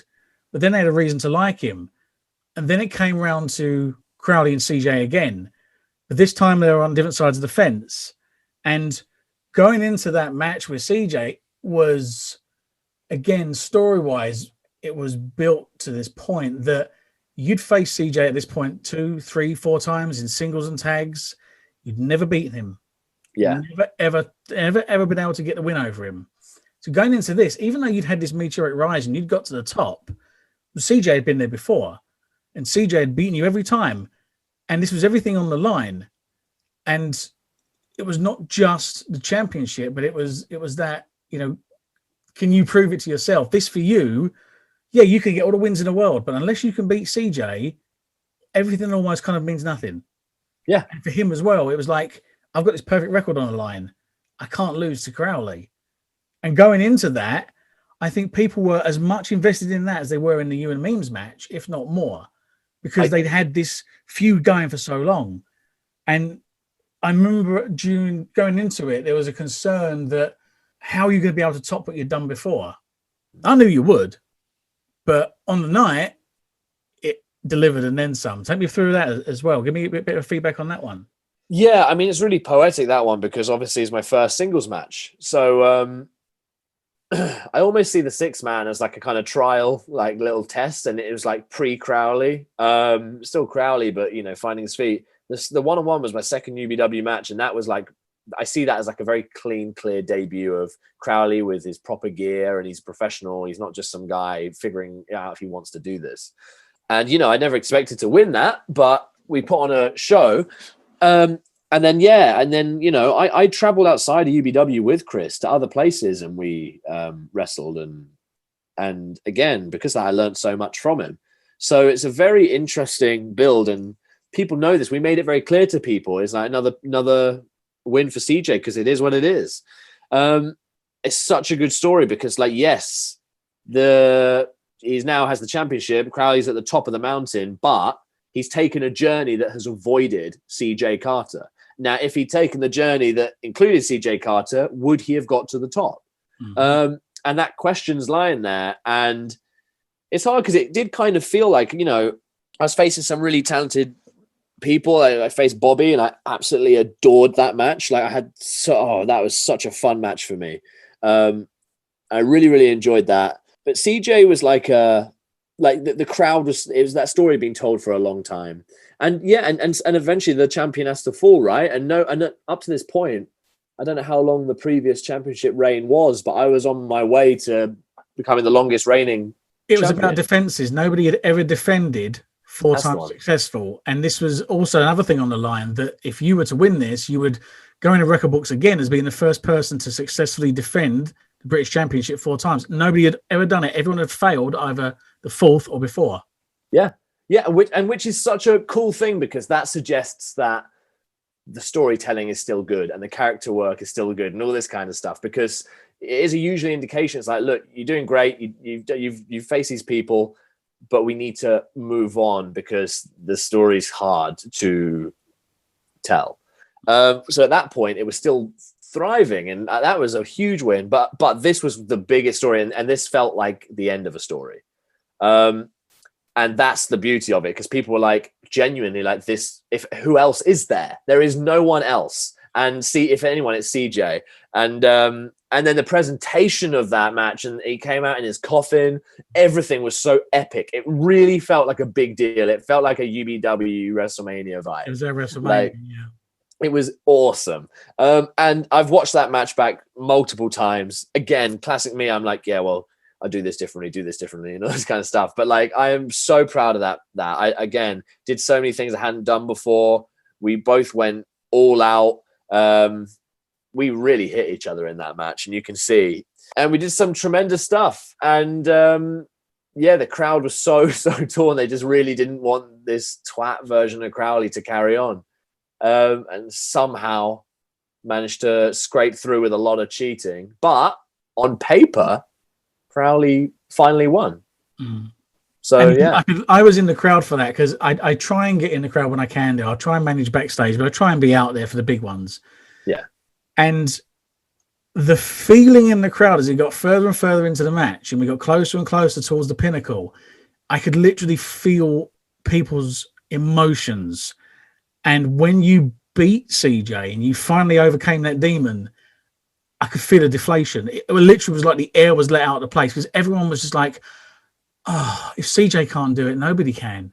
And you'd beaten Memes, you'd beaten Percy, you'd beaten Bobby. Everyone believed that nobody can. This guy's going to reign forever. Nobody can top this guy. And I could feel a few people were actually getting that kind of realization of like, geez, what's the future going to hold? He's never going to drop this belt. What's going to happen? How much more are we going to have to suffer with this?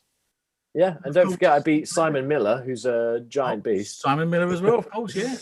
But yeah, that's the thing, is it just felt endless after that. People were like, oh, he will reign forever. And that's like a really like sense of foreboding of what's next. So yeah. But of course, that chapter was a bit shorter than expected, wasn't it? Yeah, sure was. Yeah, I mean, Spike Valentine, he wins his opportunity at the title. Yep. Yeah.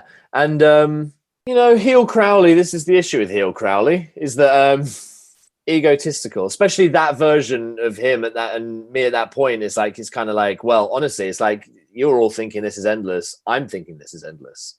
So with that mindset, it's kind of like you just get unstoppable. How many times can you come out on top and think, well, you're right, I agree with you all? Like, because my biggest fear genuinely is delusion. I feel like delusion, and so many people are so delusioned of where they can get to, what's achievable and what's not, no matter what. And at that point, I'd gotten a little bit delusional, and it was just a matter of like, I am. This isn't going to end.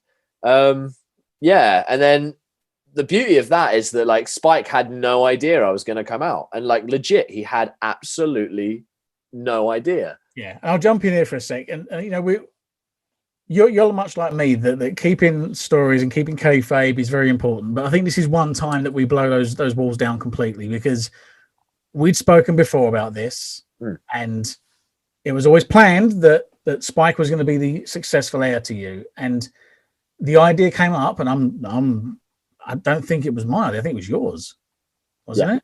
Yeah. And the idea came up of doing it this way. And for me as well, there was a bit of poetic in there, because your singles ascent from Robbie Boy was you making an on-the-spot challenge and him going, all right, let's do it now then. And that backfiring on him. Absolutely. When you did the same, it kind of went in a similar way. But I remember on the day, me and you spoke about it. And for the listeners, Spike knew he was going to be challenging for the belt in the upcoming time soon. He had no idea how soon. No idea what was going to be happening. As far as he was understood, he's won the match. Now we go backstage. But then something different happened. Take us through it. Yeah, it was great, because that same day I was talking to him, and I knew this was going to happen. I knew that at the end of the show I was going to come out and we were going to have a match, and this was the end for me, but the beginning for him. And, he'd been around a lot longer than me. He's a very, very talented guy. He can do so many things that I can't do. And he absolutely deserves it. And he's very liked by the UBW fans as well. So like it just all made so much sense. But loved the idea of springing it on him completely out of the blue. And like literally, he just at the end of the show, he thought, "This is it. I'm going to end the show with my arm raised for winning an opportunity," and the curtains closed. Before that, I wanted to do a few things to him that I wanted to make sure that he knew he could deal with in the moment. And I went up to him. I was like, "Hey man, listen, can you help me out?" I was like, "I'm thinking, right, you know, my finish is the crossroads. If I had someone decide to do that on me out of nowhere, what's a good way of getting out of it? You know, because this is all legit stuff." And he was like, "Oh yeah, interesting. Okay, so probably like this, and then, you know, that's a good way." I was like, "Mate, thank you so much. I really appreciate that." And I walked away like, good. So he knows how to get out of it and put it into his own. So that's all I needed to know. I was like, right. And I was really excited because I had enough experience at this point to finally improv everything that people are watching. And even though it was a small thing, there was still a great story told in a short period of time. Anyway, went out there and my music played or whatever. And I came out and I delivered a promo. And literally he was looking at me like, what? Like he's probably assuming that I'm going to end the show. He's like, "Fine, Crowley's going to bloody end the show." And I'm like, "Oh, I'll see you next show," and all this kind of stuff. And I just got in the ring and I was like, "You know what?" And I gave a big thing about how, you know, obviously I'm going to be in WWE one day. So let's just cut to the point. There's no one here that can beat me. So just to prove a point, I'm going to put the championship on the line right now. And honestly, I remember his face and he was looking at me and he just frowning. Like he wasn't even really being Spike. He was just like, and he just was looking at me and he was looking at me as if I could almost hear him in his head saying, "Can you tell me what's going on, mate?" And he was looking at me like, what? And I was like, right. And I gave the championship belt to the referee. And then the bell went. And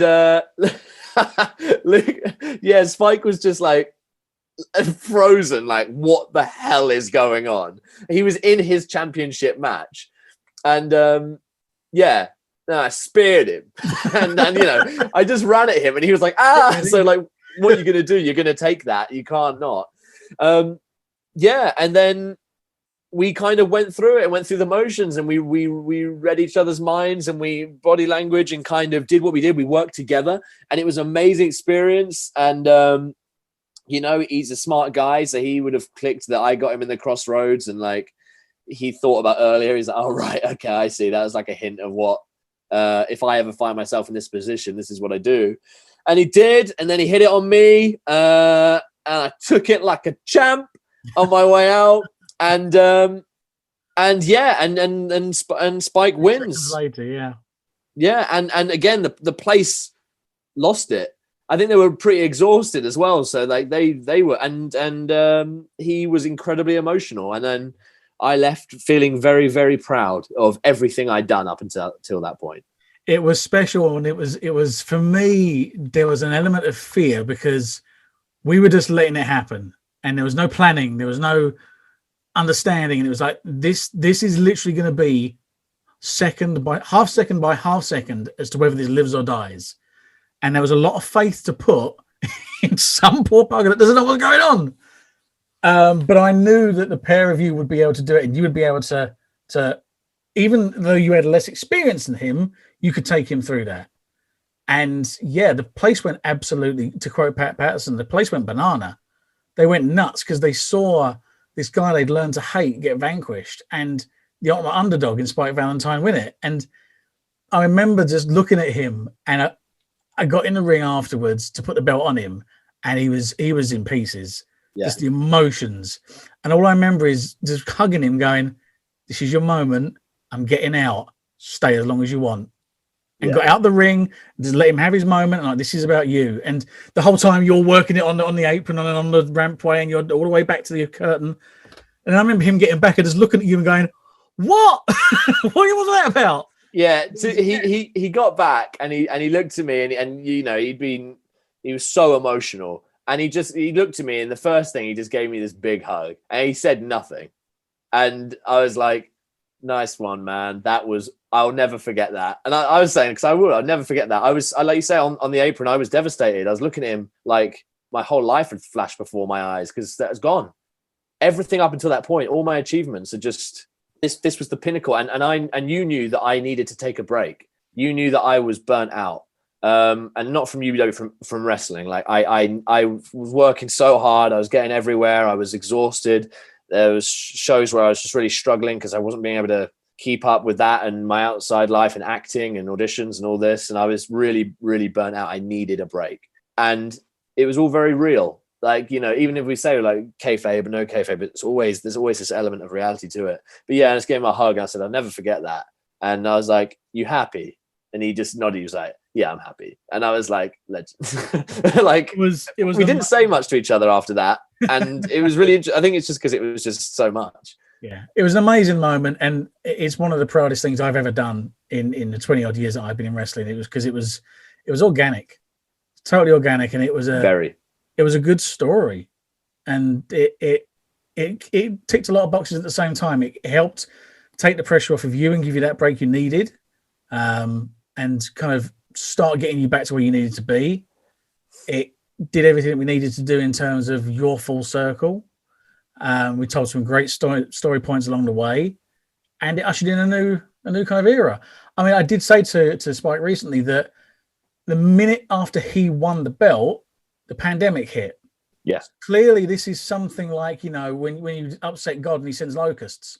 Yeah. This is it. So the pandemic's completely his fault, and you know he's killed wrestling. But apart from that, it was good fun at the time. Yeah, I mean, I gave him that great opportunity, and what's he given me? He told me that a sex taser exists. That's something.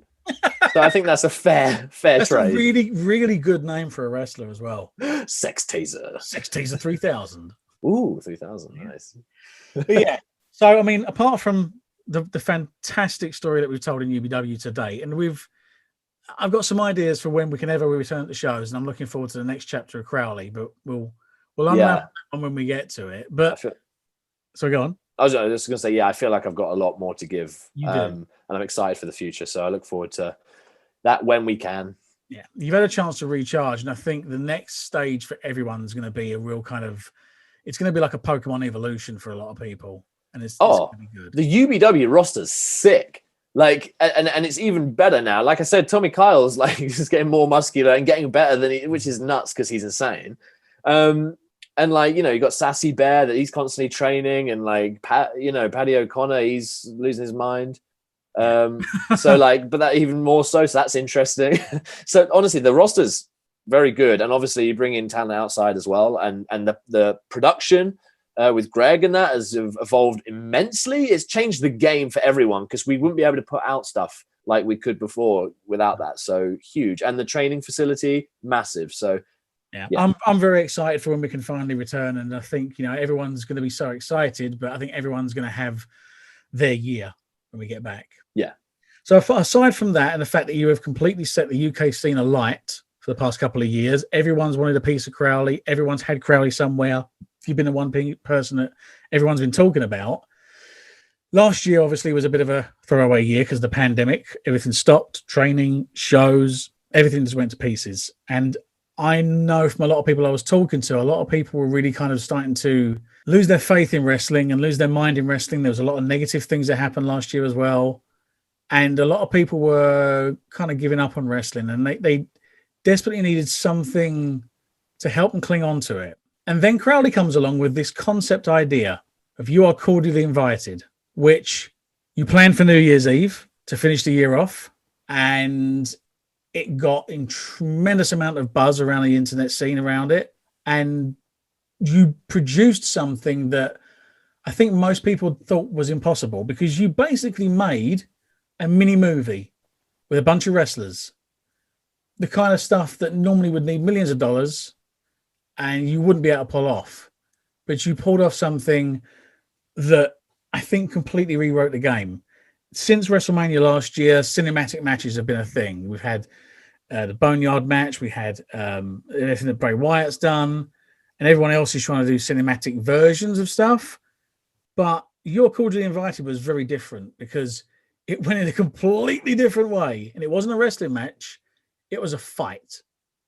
And for those of you that are listening that haven't seen it, you need to find this. You need to look it up. You Are Cordially Invited. Crowley, Bobby Tyler, who are the other? Everyone else in it. There was Warren Banks, Gene Money, Gene Warren Money, Session Moth. Banks, Session Moth, yeah, like Mad Kurt, loads of people. A surprise entrant is a very big name. It'll be a good thing to see. Yeah. Yeah. But yeah, and yeah. So that happened because we were at a point where everyone was so negative, and understandably so. And everyone was really losing faith in the scene, and I was like, no, I've just got here, like, and that was the selfish part of me, like, no, because I was negative as well. I didn't, at one point I was like, well, I don't think I want to come back to this, but that's the funny thing, like, you didn't make that to try and get yourself over, or to have something on your resume, or to like, hey, I'm going to create something for content. No, you made it for the brotherhood, the sisterhood of the wrestling community and the fans. You made it for them to say, look, we can't wrestle, we can't put on shows, but we can do this. Well, that's exactly. It was definitely a business mindset. It was weird that the initial thing was because I could see that people were negative, and yet they were still on Twitter, so they were still there, but they were just voicing negativity because they had nothing else to talk about. Everyone had their trust broken. So that's what started it. And then what I mean by the business mindset is I was like, what can I do in this limited time to create something that gets out to as many of these people as possible? And therefore it has to be marketed in such a way. So I put on like business hat, and they were like my goals. And yes, was I going to be a part of it? Yeah, because I want to be. And I thought I would add to it as well. Like I've been a part of acting and writing and producing and stuff long enough to know that people put themselves in positions that they shouldn't be in, and that's squeezed in. But no, I like to have trust in myself that I would be self-aware enough to do that. But yeah, and then I was like, if I can make something, is it going to get heat? Is it going to get like attacked for whatever reason? Probably, because you're putting something out into sea of sharks at this point. And it's like, well, what do you expect? So I was ready for it. But I'd spoken to a few promotions as well, like some top promotions that I was talking to, just because before it all stopped, I was going to be working with them. And they were saying it's so hard. Like, how do we come back in this time? And I went, I get it. I completely do. And I said, but I totally think it's easy for me to say. A promotion's very different. But I was like, I think people need to just do it and understand it's not going to be the same. But if you really love this so much, you have to chip away. And if we can make it a slightly more positive environment, then we're laughing. And hopefully from this, because you can't ignore the negativity. You've got to acknowledge why it's happened. Otherwise we never learn. And we've learned a huge deal, and the place is better off because of it. But yeah, so it was a matter of like, well, look, I'm going to make something, and a lot of people I think will like this. Some of them might not, but I'm going to just do my best. And then the tester was to put out like an Indiegogo campaign. Say, look, who'd be interested? I feel like you will be. Here's descriptions. And yeah. And then it got the funding. It ended up having £1,200 funded from people. And then I realized, oh, this isn't much in film world. And I was like, oh no. You're like sorting out all the wages of everybody. So then I had to basically match that myself with my company money and money I'd saved. And I was like, but I did question myself. I was like, this makes it harder when people are going to shit all over it. So anyway, but I did that, and I was like, right, I'm gonna get people. I'm gonna get unique people. I was very specific with who I picked. I want people that have followings from all around the place, but also have followings that I rate as well. And there was so many people to pick from. Like, if people weren't picked, it was just more of a matter of like, I could only have a certain few, especially because of COVID. It may have looked like chaos, but there was a lot of COVID restrictions in place. A lot of paperwork and all that kind of stuff. But yeah, and then got wrestlers over, and it was hard to pitch to the wrestlers because I'm saying, look, there will be these great cameras. It will look like this. And they're like, yeah, well, it's British indie scene, especially during this time. No one's faith was high. And, they knew what the Boneyard match was, but this isn't going to be like the Boneyard match.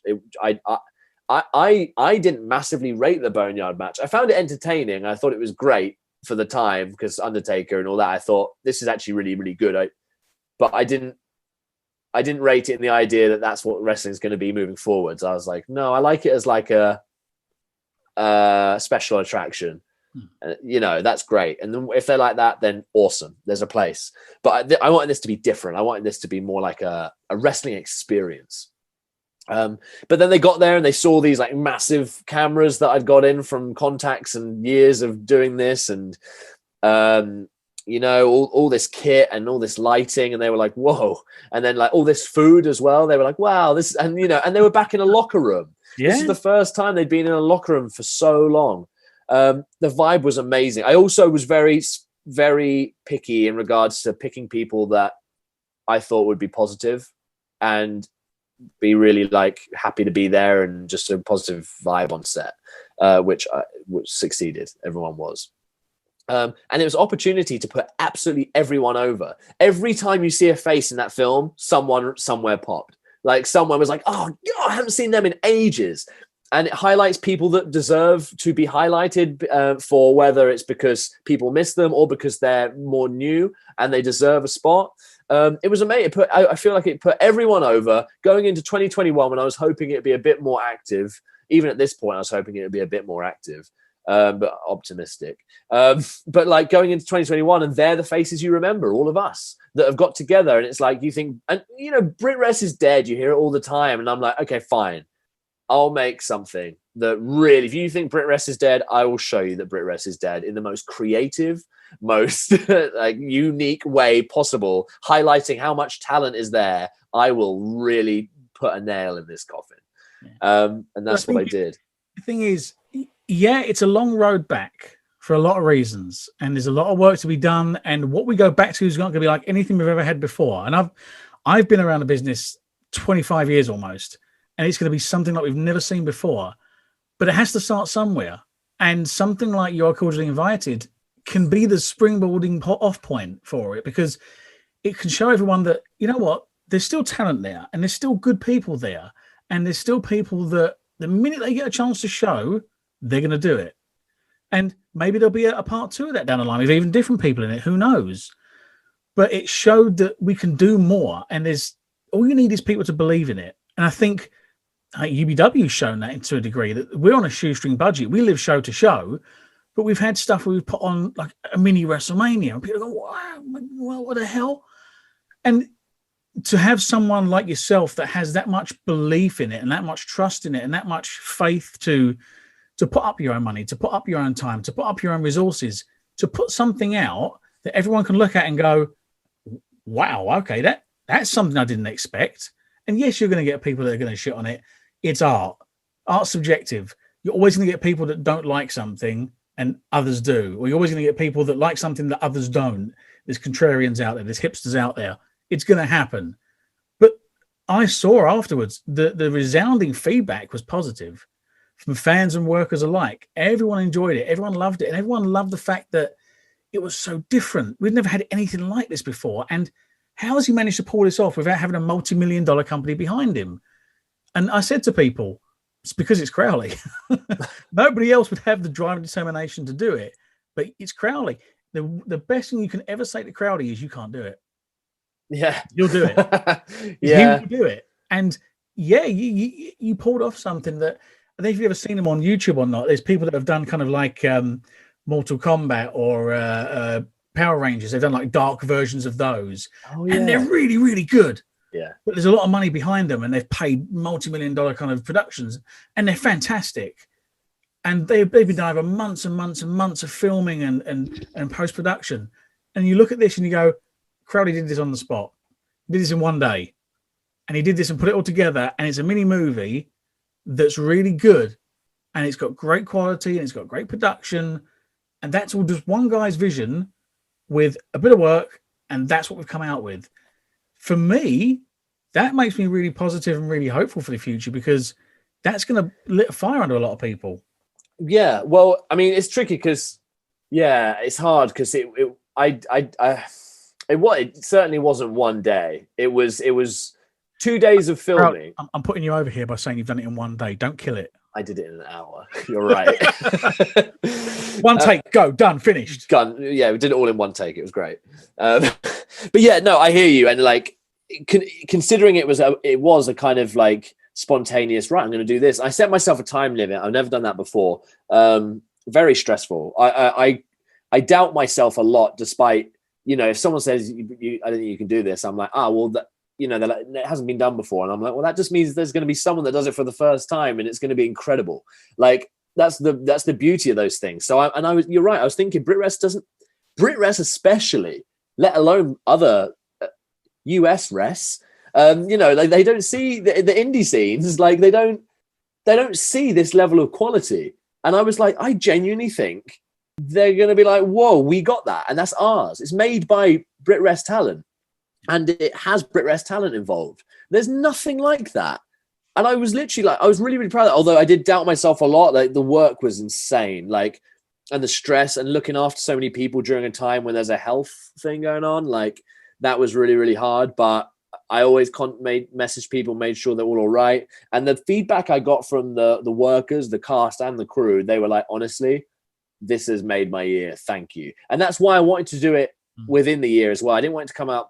I like the idea that we were ending this hellacious year on a high note, but taking it all in, because like, people were so negative. They're like, great, 2020's finally, and like, you know, I don't like wishing life away. And so like, when it's like 2020, oh, can it just end already? Because people are deciding that on this specific day everything changes. Like, you know, you're just wasting time. And then you can say, 2021, fresh slate. Why? Like, it doesn't make sense to me. So I was like, okay, within this time limit that people see, and it's this tangible thing, we are going to make sure you remember 2020 for all the things that happened, including this unique thing you've never seen before that entertains people. And I feel like I accomplished that. And I'm very thankful for all the cast and crew that got involved. A lot of work and effort went in, and I feel like we did a really good job. And yeah, hopefully changed the game in some small way. Yeah, I think undeniably you've definitely changed the game, and I think you brought more eyes to not only these talents that people didn't know, but more eyes to the Crowley experience. And you know, I think you've also raised your profile and value a lot, because you've not only produced something, but you've shown that you've done this for others. And wrestling can be a very, very selfish game. Yeah, I've noticed. People can trust in people that can do stuff like that. And I know, even though I wasn't involved in it, don't worry, I won't take it too personal. Oh no! Anyway, I knew this would happen. Even though I wasn't involved, I know how much work you put into it, because I know what you're like when you're producing stuff. You produced your own independent film, Drive Me to the End. Yeah, I was going to say, you were in my feature film. I was in your feature film, but I was with you with that, and I saw how much work you put into it, and I spoke to you regularly through that. And I know what that did to you, because I know how much of a perfectionist you are. And just on that note, quickly, Drive Me to the End. It's a great film in its own right.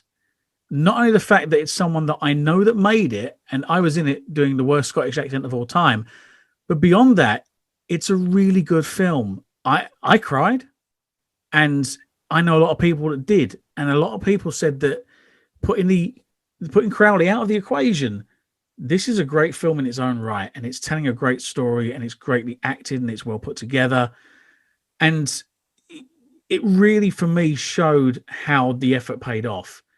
Anyone that's listening to this that hasn't seen it, it's on Prime, it's on DVD. I think you can get it on VHS as well. I'm not too sure, but you've got to see it. It's a great story, and it's a love letter to the movie industry from him, and it's a work of art. And yeah, he needs to get all the credit in the world for it, because it's a wonderful story that's been put together. But I just want to put a quick plug for that. No, I appreciate it. Thank you so much. And yeah, I mean, I'm very, very, very proud. That's my first ever feature film. I've made short films before, like You're Cordially Invited, but that's a feature-length film. It's out worldwide and on Amazon Prime Video. And I'm now finishing off the script for my next feature film, which will be a sci-fi. So I'm still constantly working during this time. It's the perfect time. And I'm just sending out investment packs for people that are interested in investing in film. If anyone's interested in investing in film, get in touch. But yeah, like not stopping, and I look forward to the next steps. But yeah, thank you for that. I'll wait for my casting invite for that one, shall I? You're going to be in each one, Paul. You know it. Damn As well. a Scottish person. No more. No. Legit the worst Scottish accent ever. Anyway, I'm just aware of how long we've been going, which is great. We've just been kind of, just two guys chatting and two guys. I've really enjoyed it. You're gonna have to trim it down lots, but no, it's keeping all in. But so I want to finish up. So okay, one thing, and I kind of said a few things on a personal level to Bobby as well, and we'll get to that. I'm going to do the same thing to you as well, though. Favorite match you've ever seen, favorite match you've ever been in, and then I want to do your desert island as well. So give me those two first. The favorite match you've ever seen, favorite match you've ever been in. Ooh, favorite match I've ever seen. That's tricky. Are we talking? Well, I mean, to be fair, I mean, for me, it must be WWE. My favorite match I've ever seen. So that's tricky because, so to me, they aren't these like iconic, epic. Well, actually, I can't say that because Edge v Undertaker is iconic. But it's got to be between. Oh, Paul, why you do this? No, I mean, nothing. It's hard because do you mean the match in the total or like the moment in the match and therefore that match is iconic? I'll put it another way. If you could only ever watch one more match for the rest of your time and it had to be this match, what would it be? Oh, okay. Well, in that way, I hate to be boring, but it would be Edge v Undertaker because it's like anything Edge related. Edge makes me cry. Edge on Twitter, when I watched his 24 documentary, I tweeted about it and I said, I'm so motivated. I said, I was just so like sitting here doing nothing. It's now 3 a.m. and I'm off for a jog. Like, just because I watched this, and I was like, I'm so emotional. He liked it and I cried. I lost it because I've got a picture of me and him at a Comic-Con. Like, he's the only one I care about. So when he went, his match with Del Rio at WrestleMania was a big one. I didn't know what was going to happen afterwards, but I was so happy to see him win. Him v Jericho at Mania, I loved it. I think it was a double count-out match or something, and it was like kind of disappointing end, but anything to do with Edge, honestly. So Edge v Undertaker was huge for me because so much happened in it. I absolutely adored that. And then I got the Edge DVD. So like I just know all the Edge matches. So yeah, it's got to be that because it was iconic. It's the match that hooked me, and that will never change. A favorite match you've been in? Favorite match I've been in. So I'd say for enjoyment and like just when I realized that this is what I want to do and this is how happy I can be doing this, which is a hard thing for me. I'm so obsessed with success and my idea of perfection or my idea of success that I struggle to enjoy it sometimes until people say that they had a good time. I'm like, well, that's good. That's the level of it. But yeah, me v Bobby Tyler at UBW will always have a very special place in my heart because just she's a twat and I really enjoyed hitting her. But like she's my best mate, like easy. And like we have the same humor, we have the same kind of like, we just kind of get on, and we've always kind of felt like maybe we don't quite click with a lot of people in wrestling. So I've been quite selective with people. I've got like a small circle, as you know, and like, yeah, she's someone I've always felt that we can just kind of talk honestly and stuff. And she's also like me. She's such a perfectionist. She wants to be at the very top. Like a lot of people don't see, well, I'm not going to get here. So if I can go here, and I'm like, what? Like if you reach further, you will get further. I'm such a strong believer of that. And she gets that. So we both have that very motivated thing. So to get to wrestle my best mate, that was amazing. And you can't, because I enjoyed it so much. And I was like giddy afterwards. I was like, we smashed it. Like, and we had such a good match. And I'm so glad because the chemistry was there, and you like to think it would be with someone that you're so close to. And it was. So for me, it's got to be that match. Closely followed by the CJ match because again he's a close mate and that's such a good story. And then also more for career turning in regards to how my mind works about this. You've given me a desert island. I'm supposed to pick one, so I picked the Bobby one. But just to finish that off, me v Mike Bird at Good Wrestling. That was a game changer for me. Like so much stuff clicked then because he was just like no, you're going to do it this way. And if you learn the lesson, then great. And I did it that way. And I learned a lot. And I was like, oh. I remember you messaging me afterwards and saying to me, everything's fallen into place. So many things that weren't there before have now clicked. Yeah. So many things now make sense. And you remember you saying you learned more from that match than at any point, which is fantastic. That's a key moment.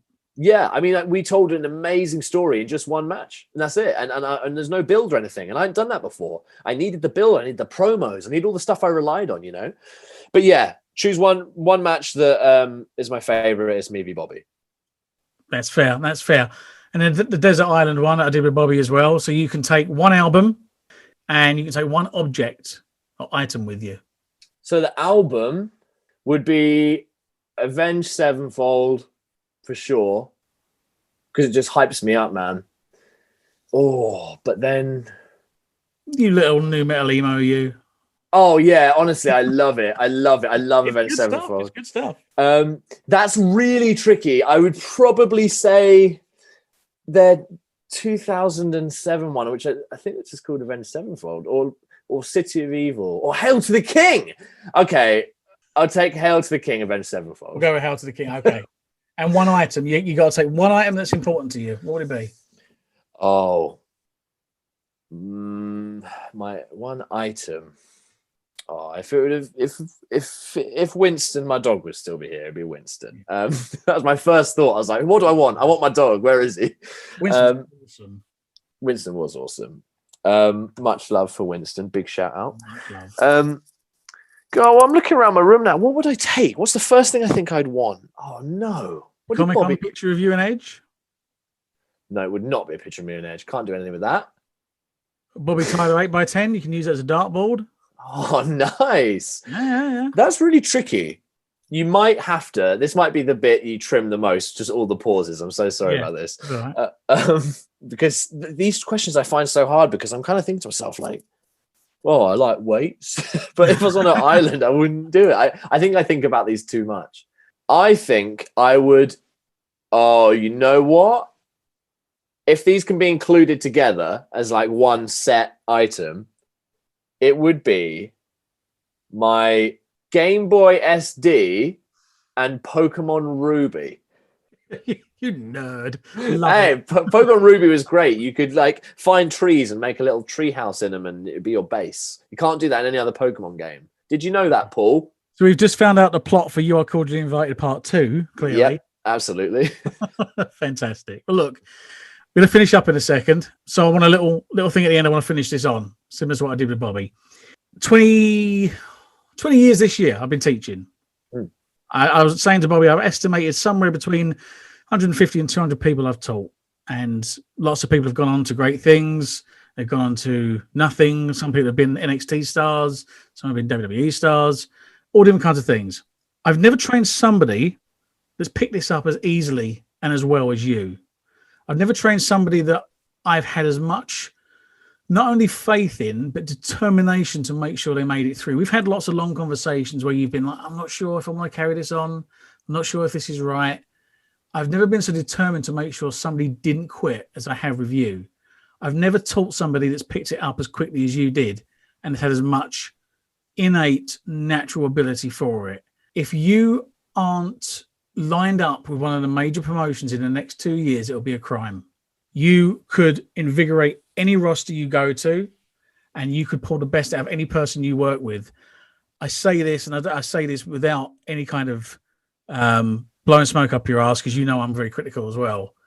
But I say this with absolute honesty. Pound for pound, I will honestly say you are the most prospective prospect I've ever had the privilege of working with. Whatever you do in your career from here to the end of it, I take so much pride in the fact that I've been a part of it. And to think that I've helped in any way, shape or form is fantastic. I get so much pleasure out of seeing you succeed, because if I could have one success story I would pin my name to, you and Bobby would be the two, because of what she's accomplished thus far, what she's definitely going to accomplish going forward, and what you're going to accomplish going forward. I think the next 5 years of Crowley is going to be like nothing else. your heart, your determination, your drive is like nobody I've ever known before. And yeah, that's all I can say. I can't blow any more smoke up your ass, but honestly, teaching you and training you and working with you and helping you and writing for you and creating for you, it's been a pleasure like I can't describe.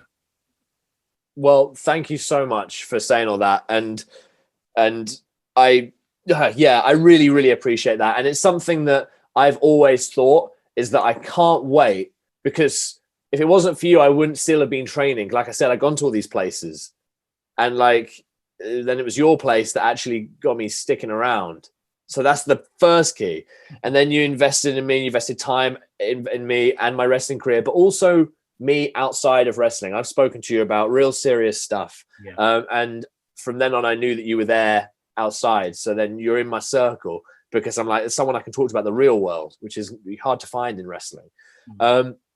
So I cannot wait for the day where I can get to the peak of where I'm going to get in this industry. And I really do think I can be the most unique thing in my own way, and I'll find my way there. But I want to do stuff that's different. I want to do stuff that people haven't seen before. People think that it shouldn't work, and it does, because I've made it work. I really want to be known for that wrestler one day. But I can't wait to use that and be able to give back to you somehow for all that you've done in some shred. And no matter what it is, I cannot wait to do that. So I'm very, very grateful, and that's always on my mind. 25% sounds fine. Oh, whoa. Look, Crowley, we're going to finish up. It's been a pleasure, because going into the Bobby podcast, I had a lot of kind of set questions I wanted to ask, and we had a great chat. It was very structured. This I wanted to be a bit more kind of just flying by the seat of our pants. And it's been a pleasure. And you light up a room whenever you're in it. You've got so much positivity. It makes me sick. You've got so much happiness in you. It makes me sick. Whoa. But no, it's been a pleasure. And like I say, if I do nothing else in wrestling from here onwards, which isn't the plan, but if I did nothing else, getting you started in this business, keeping you in this business, and doing what we've done so far, I could retire on that alone happy.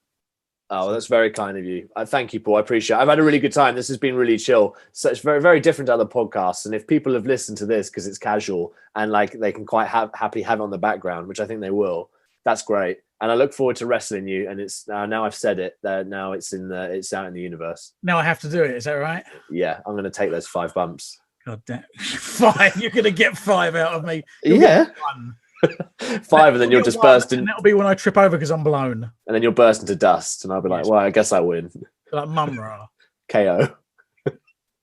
Listen, Crowley, this has been fantastic. Thank you for your time. And let's see what the next year brings. Let's smash it, mate. Cheers, Paul. Thank you so much. As you said, 5 years of Crowley. Sounds horrible. Enjoy. Love, okay, bye-bye. Bye. Ladies and gentlemen, boys and girls, that was Mr. Charles Crowley. As I mentioned beforehand, we spent a couple of hours chatting there and could very easily have spent another couple more. Fantastic, fascinating time talking to Crowley. He's got so much unique vision and input into the business from his acting background, and it's just an absolute pleasure to kind of relive his journey as we've been side by side through the whole thing and get his viewpoints on everything that's from his eyes as he went through it. And I think, honestly, he's barely even scratched the surface yet of what he's capable of, what he can do, and what he can possibly achieve. As I said on the podcast, somebody needs to snap him up soon. One of the big boys, they need to snap him up and give him all the opportunity in the world, because he can be a major player for absolutely anyone. On top of that, I would like to ask all of you to not only like and subscribe the podcast for me, please, but check out Crowley's work. Check out You Are Cordially Invited. The link will be in the show notes. It's an incredible production considering the budget and the resources he had available. It's a mini movie that's on par with anything else you'll see done with multi-billion dollars. And also check out his independent award-winning film Drive Me to the End. It's available on Amazon Prime Video, I think. I've got a DVD copy because I'm old. But it's a fantastic film. It's It's very heartfelt, it's very touching, and it's fantastic acting throughout. Just ignore my Scottish accent, please. It's shocking. Anyway, we're going to finish this up. I've got some outro music, especially for Crowley, so please enjoy that on the way out, and I will see you on the next episode. Thank you for joining me.